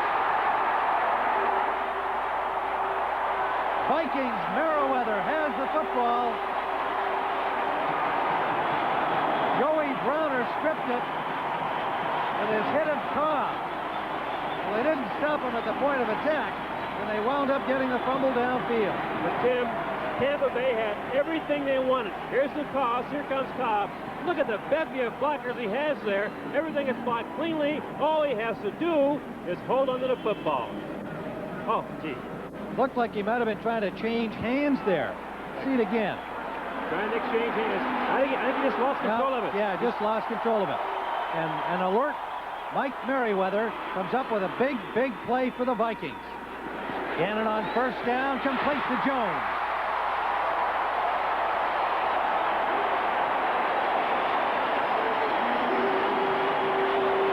Reynolds and Robinson, but Hassan Jones a first down at the 27. To the right side of the screen here, Hassan Jones is running a deep hook. He goes off the line, running as fast as he can, driving out the defensive back, then stops to come back for a key catch. 20-yarder. Vikings with a chance to do some business. Down by a touchdown. Vinny.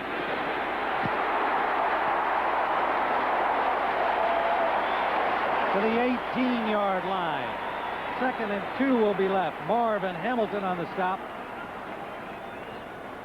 Tim, more likely than not, when you get drives like this going, the offensive linemen are the people who come together. Now, Tim Irwin on that particular play did a tremendous job up front on Reuben Davis, clearing the way for Finney to make that run-off tackle.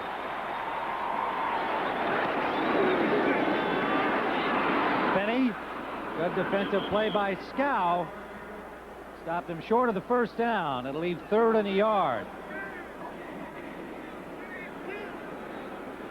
No gain on the play. They spot it right at the line of scrimmage at the 19. So still a two full yards are required here. Well, here's the reverse situation. On the important 3rd down defensive play for the Vikings, they came up with a turnover.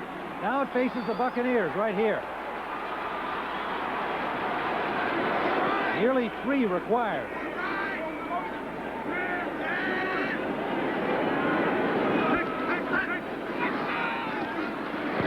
Gannon has time.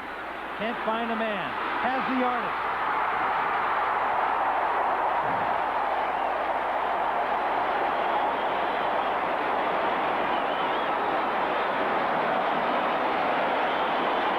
Tim, Rich Gannon really had a couple of receivers he could have gone to. Rick Finney to his right was open in the short flat about 5 yards upfield. He had a deep receiver open, but he wasn't sure of himself. So he said, I'm going to get out of here and run for the first down. Lines up with the ball inside the 10-yard line for the Vikings. 60 yards rushing for Gannon. Inside the 10. 1st and goal. Finney gets a couple. About the 7-yard line. It'll be 2nd and goal. Reuben Davis on the stop. 4:51 on the clock. Another tense battle developing for the Vikings, who went through one last week against Chicago. Bob Schnelker upstairs, contributing to the offensive picture of the Vikings. And Tom Moore down on the field. 2nd and goal. Finney for Carter. Touchdown.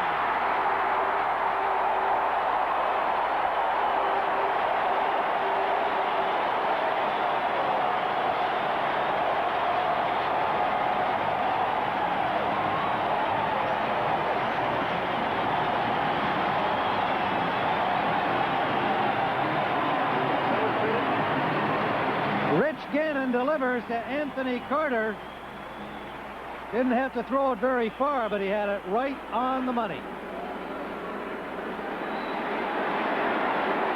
Igwe for the tying point. Yes.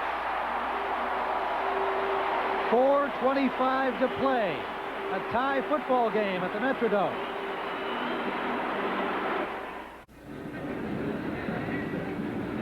There's the man of the moment for the Minnesota Vikings, Anthony Carter, a 7-yard touchdown from Rich Gannon to tie it up at 13. 4:25 to go, and there is the young quarterback in his first start, talking to Mark Pressman, an assistant coach who works with the quarterbacks. Pressman worked with Vinny Testaverde at Miami, and then at Tampa Bay. Here he is on the other side, coaching Rich Gannon, former Delaware star. Igwe line drive kickoff. Eagles fields it at the 1.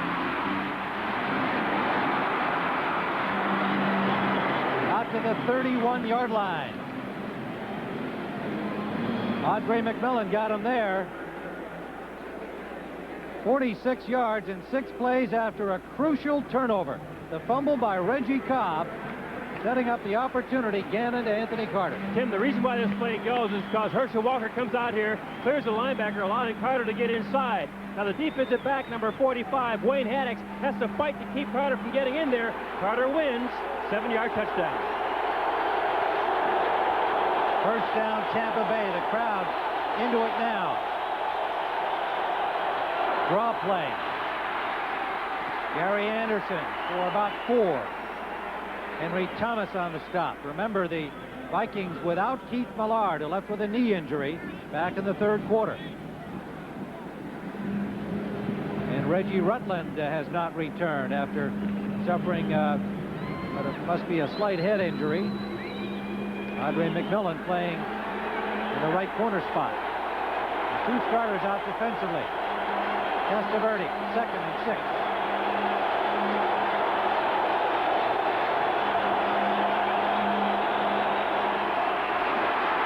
Anderson nowhere. Merriweather's having a whale of a game.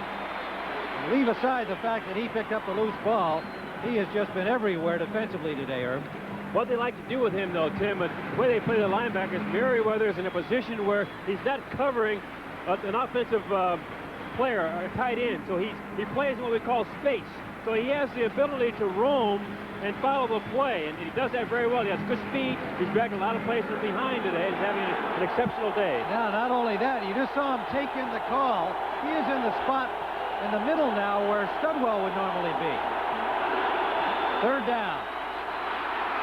Testaverde. Interception. Bullington. It's going to be called back.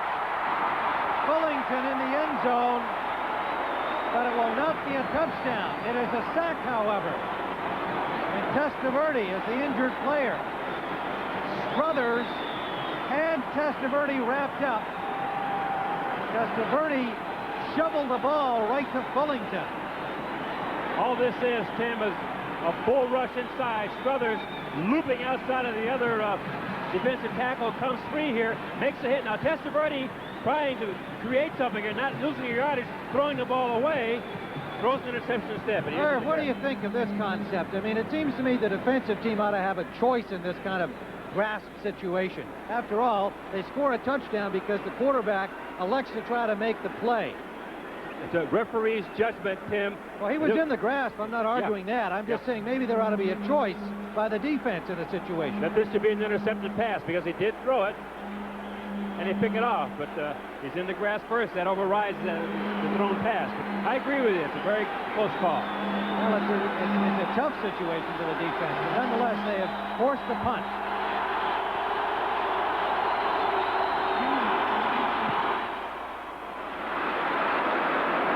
Kick from Royals, fair catch by Carter at the 44-yard line of Minnesota. So they don't have 6 points, but after just a 34-yard punt by Royals, they have good field position and 2:30 to do something with it. From the 44-yard line. It just strikes me that there's some injustice there where the The sack rule is designed to protect the quarterback. The quarterback is in the grasp. He's trying to make a play. He makes a play. The defense comes up with a great defensive play and an interception. All they get out of it is a sack. First down. Nobody ever said life was fair. Vinny. First down, Vikings to the 45 of Tampa Bay. Tim, you can see it coming.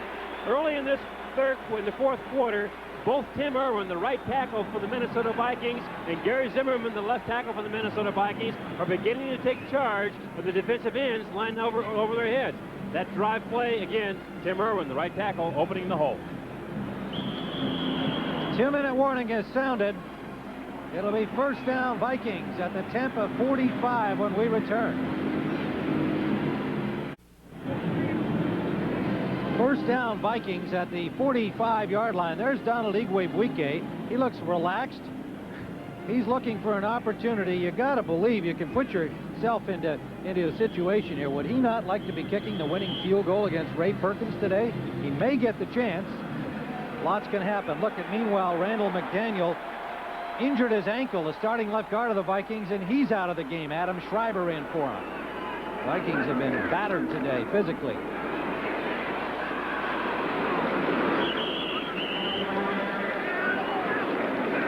Vinny to the 41-yard line. Irvin Randall, Harry Hamilton stop him there to leave 2nd and 6. Tim, you try to think along with Bernsey and figure what he's thinking. And my guess is he's saying protect the field position. Let's run the ball, run the clock down, set up a field goal first. Get in field goal range, then we'll decide what we want to do with the ball. Incomplete. Intended for Herschel Walker. Mark Robinson.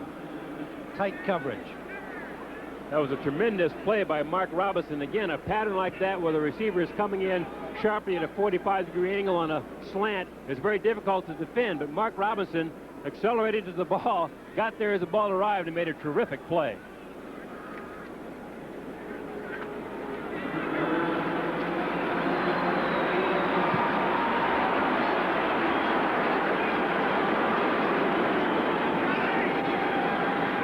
Third down. Complete to Hassan Jones.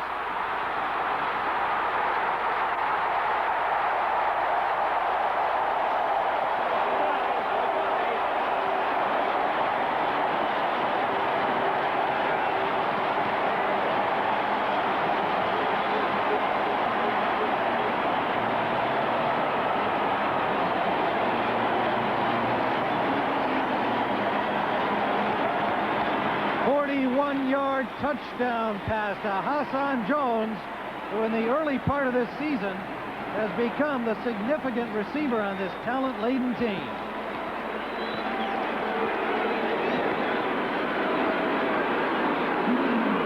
Donald Igwebuike will attempt the point after. We'd like to welcome those of you who have been watching the Giants-Dallas game.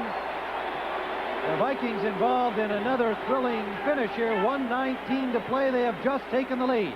Tim, number 84, Hassan Jones, is beginning to rise into the star class here. People in Minnesota know him very well. He's made a lot of big catches.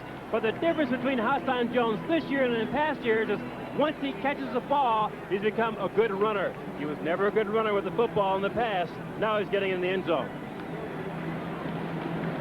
And Rich Gannon, who has just missed on several pass plays today, a couple of which look like they might have been touchdowns, in the clutch here, has had the ball where he needs it to be, in the hands of his receivers. And the Minnesota Vikings have taken the lead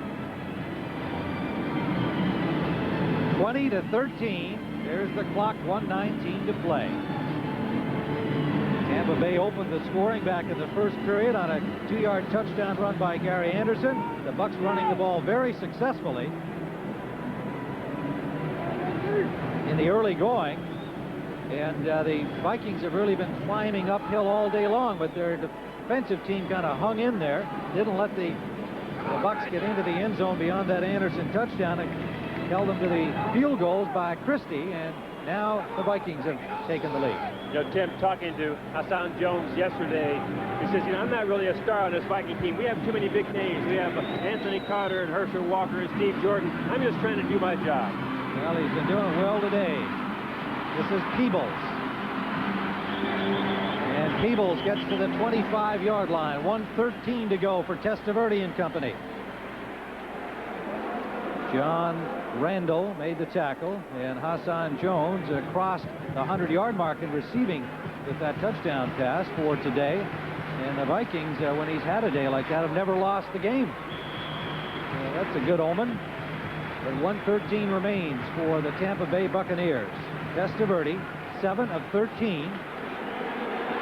88 yards passing. There's a look at how Hassan has performed, and the Vikings have won.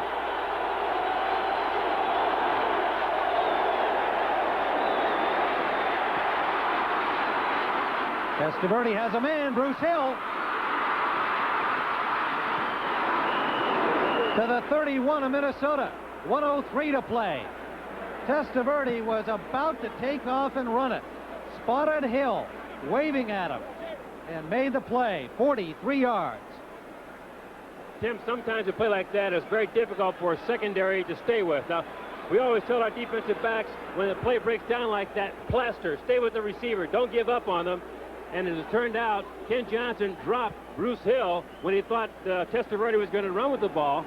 And the Tampa Bay Buccaneers have come up with a big play. Again, the Vikings defense still without Keith Millard, hurt with a sprained knee in the third quarter, and Reggie Rutland, the starting cornerback. Testaverde sails it up, and it is caught but out of bounds. Mark Carrier, number 88, could not keep himself in the field of play as the ball was thrown out of bounds. We're going to take another look at this, see if he gets 2 feet. First of all, catch the ball. You must have it under control, and then have 2 feet in bounds. He's caught it. One knee's down, Tim. He doesn't have an incomplete pass. Close, but a pretty good call. Must catch it, both feet in bounds, his knees on the line. It also looked like the ball might have touched the ground there as he stretched out for it. Yep. The ball at the 31-yard line. 57 seconds remain to play. Vinny Testaverde has thrown on an average of 20 passes a game through the first 3 games of the season because the running attack of the Bucs has been much improved over the recent years. And today, it's only had to go to the air now that he's coming from behind. You see Floyd Peters, defensive boss in the white shirt, Jerry Burns, talking to him and making sure they've got everybody where they want them. It's a critical defensive situation. Yeah, Tim, I think one of the big concerns is whether or not they want to continue to put extra pressure on Testaverde by blitzing in this situation. If they can stay back and play pass defense and their dime defense, they have 6 defensive backs out there now. They're going to lay off. Second down. Good catch by Carrier going up for it at the 20-yard line, and he has a first down. 48 seconds remaining. They're down by 7, remember. And they stop the clock again with a timeout, 47 seconds left.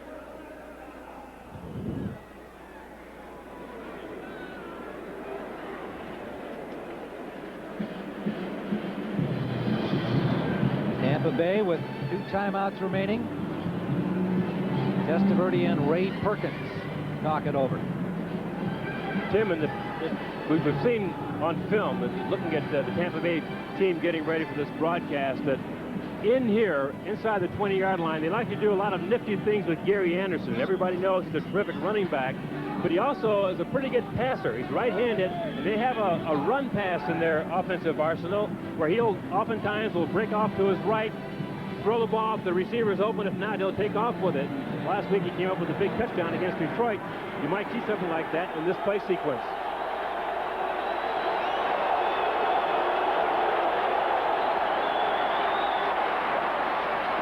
It's caught near the 10-yard line. Bruce Hill, short of the first down. They're in the hurry up. 36 seconds left. They've got to get to the end zone.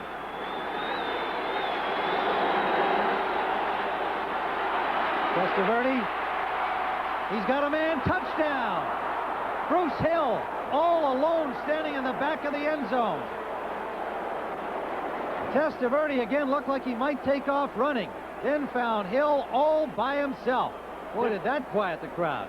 It's the second time this is happening on this drive as somebody in the secondary dropped Bruce Hill, who's one of the key receivers on the Tampa Bay offensive club. Now, Bruce Hill at the lower part of your screen, simply running an up pattern. He's in the end zone. No one covers him. Number 22, Ken Johnson, dropped him for a second time. First time for a big first down, this time a touchdown. Christie will attempt the point after to tie it up. And he's got it. A flag is down on the play. We have a tie football game, depending on the outcome of this penalty flag.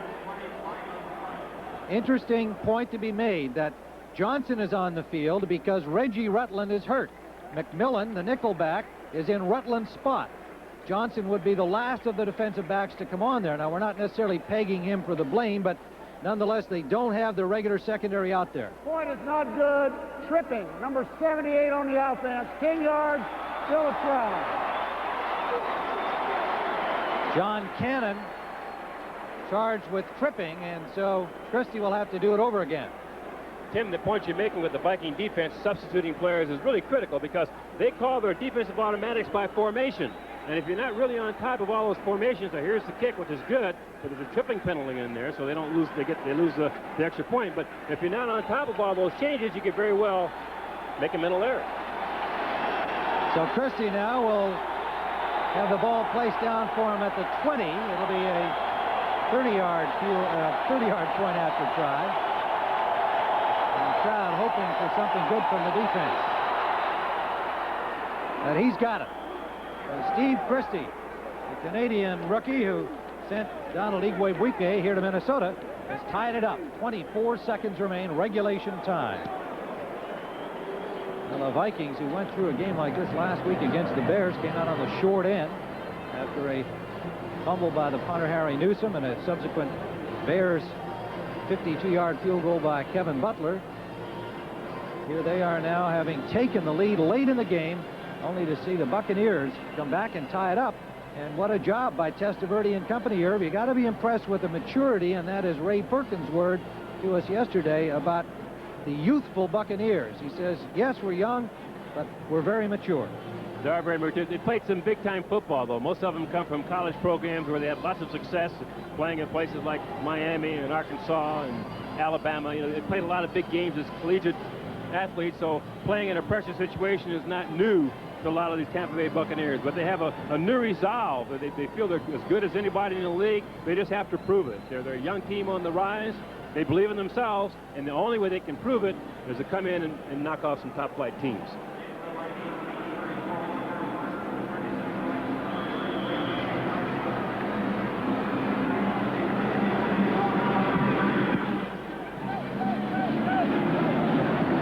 Good kickoff, a yard deep. Walker will come out. Walker tripped up, dives to the 20-yard line. So the special team of the Buccaneers does the job. Odie Harris tripped him up. Vikings with 2 timeouts and 21 seconds to work with.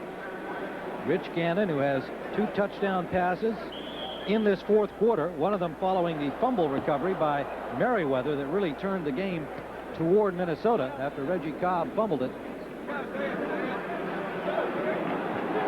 First down at the 20. 3 wide receivers, their so-called squadron right formation.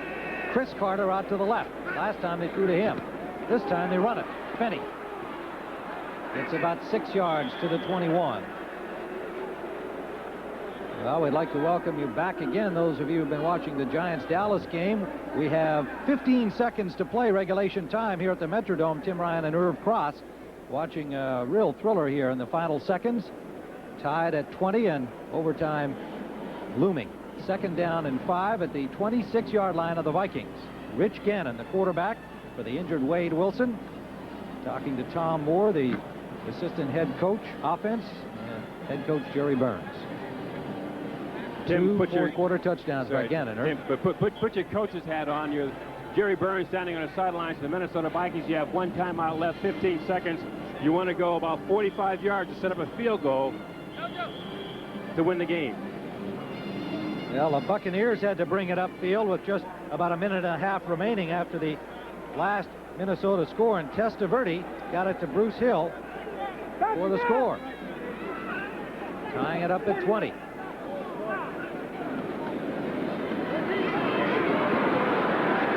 Gannon, sideliner, complete to Chris Carter, is out of bounds at the 40-yard line of Minnesota. 9 seconds left.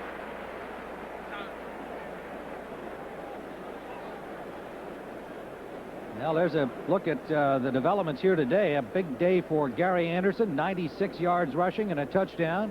Anthony Carter has a touchdown and 6 catches.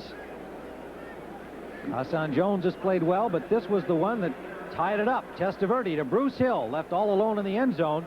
Testaverde spotting him just as it appeared he was about to take off running. Back live with 9 seconds. Gannon going deep to the squadron. And it is incomplete. 4 defenders, 3 receivers, no catch. 3 seconds left. Overtime appears ahead. Mark Trestman will signal in this last offensive call. Gannon looked like he either didn't know what it was or he didn't like it. Ray Perkins. Tim, that squadron right, squadron left formation the Minnesota Vikings run is really a very important part of their offense. A lot of teams will run a play like that as a throwaway. Let's just throw it up there and see if something can happen. They work on it in earnest, feeling they can score on that play because they have 3 guys to the far right side of the field there who are great jumpers. Well, they're going to try it again.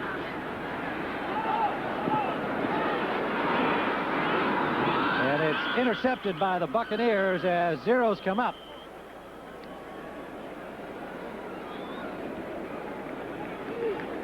Good job, Steve! Harry Hamilton made the interception for the Tampa Bay Buccaneers, and we are headed to overtime at the Metrodome.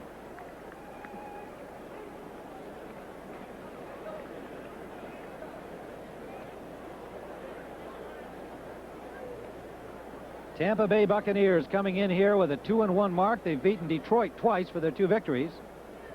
Minnesota at 1-2, not wanting to fall back any farther here in the Central Division. The coin toss for overtime. Team captains meeting out there. And Tampa Bay, which one will call the toss? Call it in the air? Tail. He called tail. It's heads. Minnesota, your charge. You want the ball? Which end will you defend? Minnesota won the coin toss at the start of the game, and they have won it again. Then Minnesota won the toss. So we'll be back. Minnesota will have it first when we return.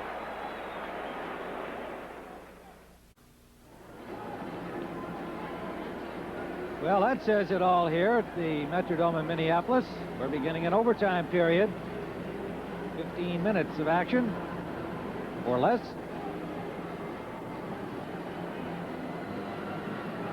And that's an interesting stat all unto itself. 51% of the game. So it isn't a huge advantage to receive, but I'm sure every team that is receiving feels that it is an advantage, and a larger one than 51% of the time. Yeah. Well, a lot of teams have complained that in the overtime situation that you ought to have a second chance to score. So you receive the kickoff, you go down and score. The other team should have at least 1 drive to score as well. It's not in the real rule book. Some people would like to see it that way. Rich Gannon is now 17 of 32, really coming on with 2 fourth-quarter touchdown passes.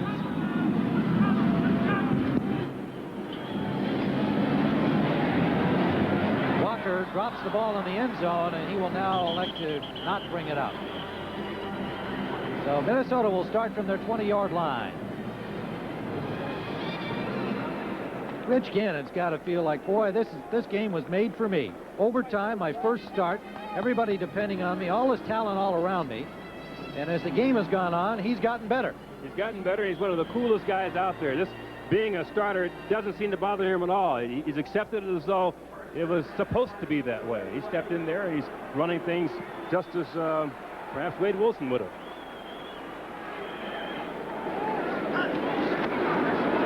Play action on first down.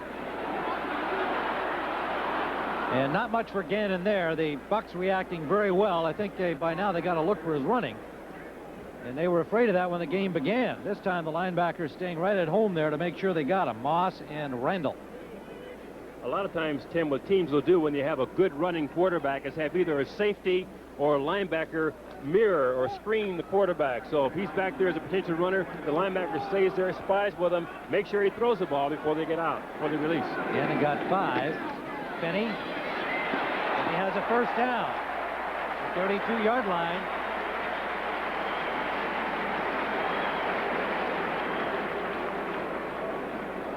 And we note that Randall McDaniel, as we see Eugene Marv, who made the tackle, McDaniel has not returned to the offensive line. The ankle injury has him on the sideline. So Adam Schreiber, number 60, continues at left guard. The Vikings with 2 starters out on defense, Millard and Rutland, due to injury. They hope not to have to use their defense. Gannon for Carter. AC on the slant to the 48-yard line of Minnesota. Tim, this slant pattern has been the Vikings' most successful pass route throughout the entire game. Anthony Carter caught a touchdown pass from the 7-yard line on the same route. What it is simply this. Herschel Walker, number 34, comes out of the backfield, flares out to his left, and you'll see him go here. There he goes, taking the linebacker. Now that opens up a zone in there where Carter has an open area to run his quick slant. Cornerback was beaten for the catch. 15-yard gain and a first down at the Minnesota 48. Vinny cuts it back and knocks back Winston Moss. Pulled down from behind by Hamilton and gains close to 7.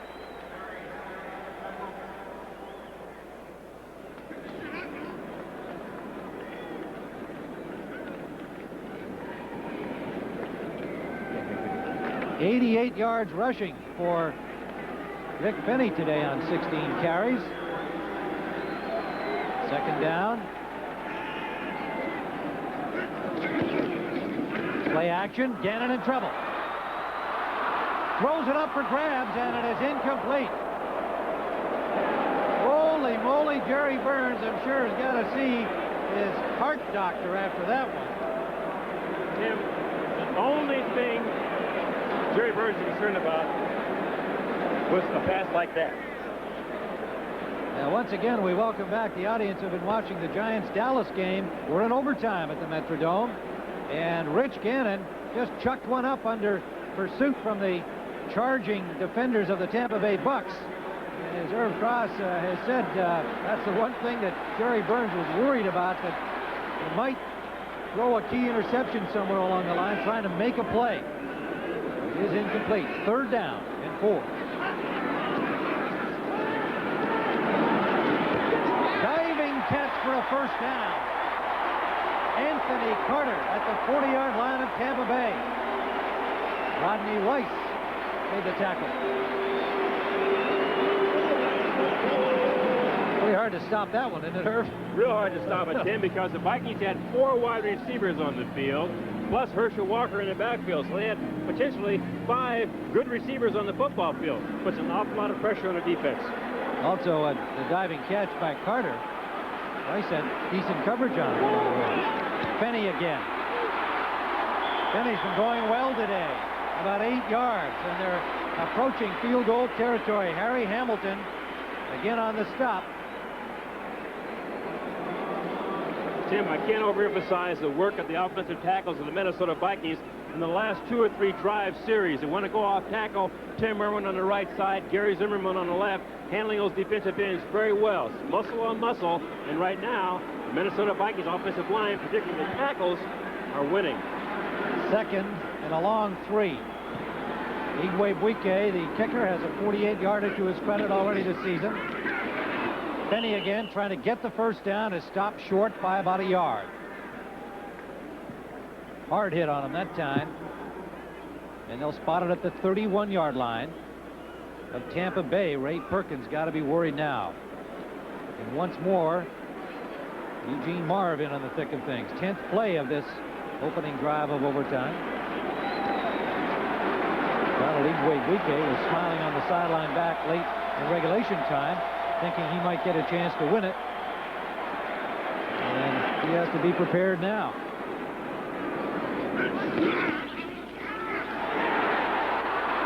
Gannon, they got him. Winston Moss fought off a block and made an excellent defensive play. Tim, this is one of the most difficult things for an outside linebacker to do. It takes an awful lot of discipline to stay at home when play action goes away from you. In most cases, you have a rule where you chase the flow of the play. But Winston Moss stayed at home, anticipating some kind of an outside maneuver by Gannon, and made a terrific play. Now here comes Iggy. A 48-yard attempt for Igwebuike to win it. No good. Wide left. Ray Perkins has a life, as do his Tampa Bay Bucks. And the former Tampa Bay Buccaneer, with a chance to win it in overtime, didn't get a good foot into the ball. Let's see what happened on it, Tim. The snap's away, and it is good. Set up. He just simply didn't get too high on the ball. He got too high on the ball. When you hit it high, that's what you get, a line drive. He wanted to get under the belly of the football. He didn't do it. This is the first kick he's missed inside the 40 in an awfully long time. 48-yard try. 48-yard try, but it is Buccaneer ball from the 30. Anderson to the 35-yard line. So the Buccaneers now have their opportunity. 9:28 remains in this overtime period. 5-yard pickup. Donald Igwebuike, who wanted so badly to connect here against Ray Perkins, the man who let him go from Tampa. 100 yards on the day rushing for Gary Anderson. 20 carries, he's been their main man. Testaverde changes up. Deep sideline, one-on-one coverage, incomplete.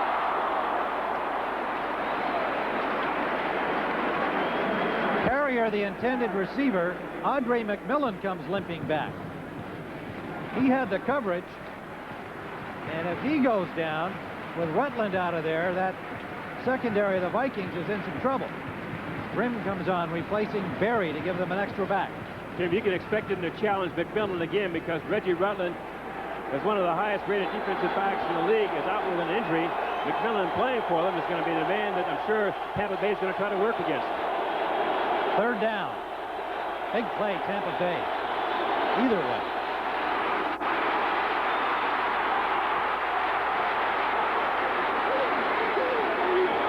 First down, Buccaneers at midfield. Testaverde, flushed out of the pocket, takes off successfully again.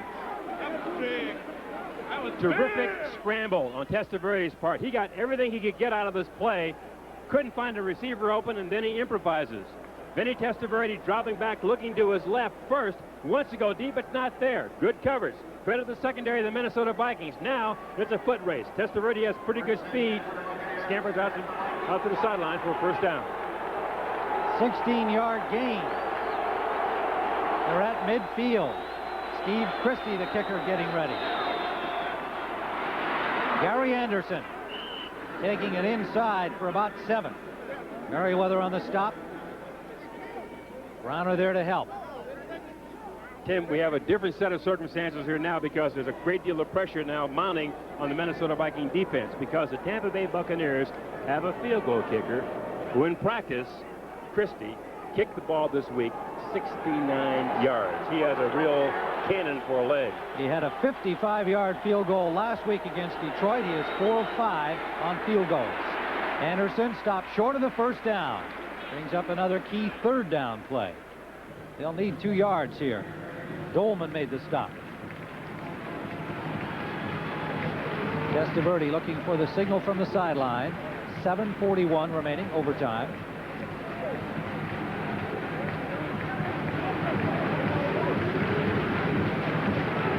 Ray Perkins, who calls these plays. On the 3rd and 2. Bootleg. And Testaverde is stuffed. Excellent defensive work by the Vikings. Merriweather having a whale of a game. Tim, what a difference a week makes. Last week, the Chicago Bears would have gone who knows how far on a play like that. But Mike Merriweather staying at home. Again, I can't overemphasize the fact of how much discipline it takes for a linebacker to stand there when everything goes away. He stood at home. Testaverde came back, made a terrific play. So instead of a field goal try, it's a punt. Royals standing at his 42-yard line. Carter at the 10 of Minnesota. Angling for the corner. Fair catch signal at the 13. So it's Gannon's turn. 30-yard punt by Royals. And Gannon with his instructions from Tom Moore. Will Igwebuike get another chance against Ray Perkins and the Bucks?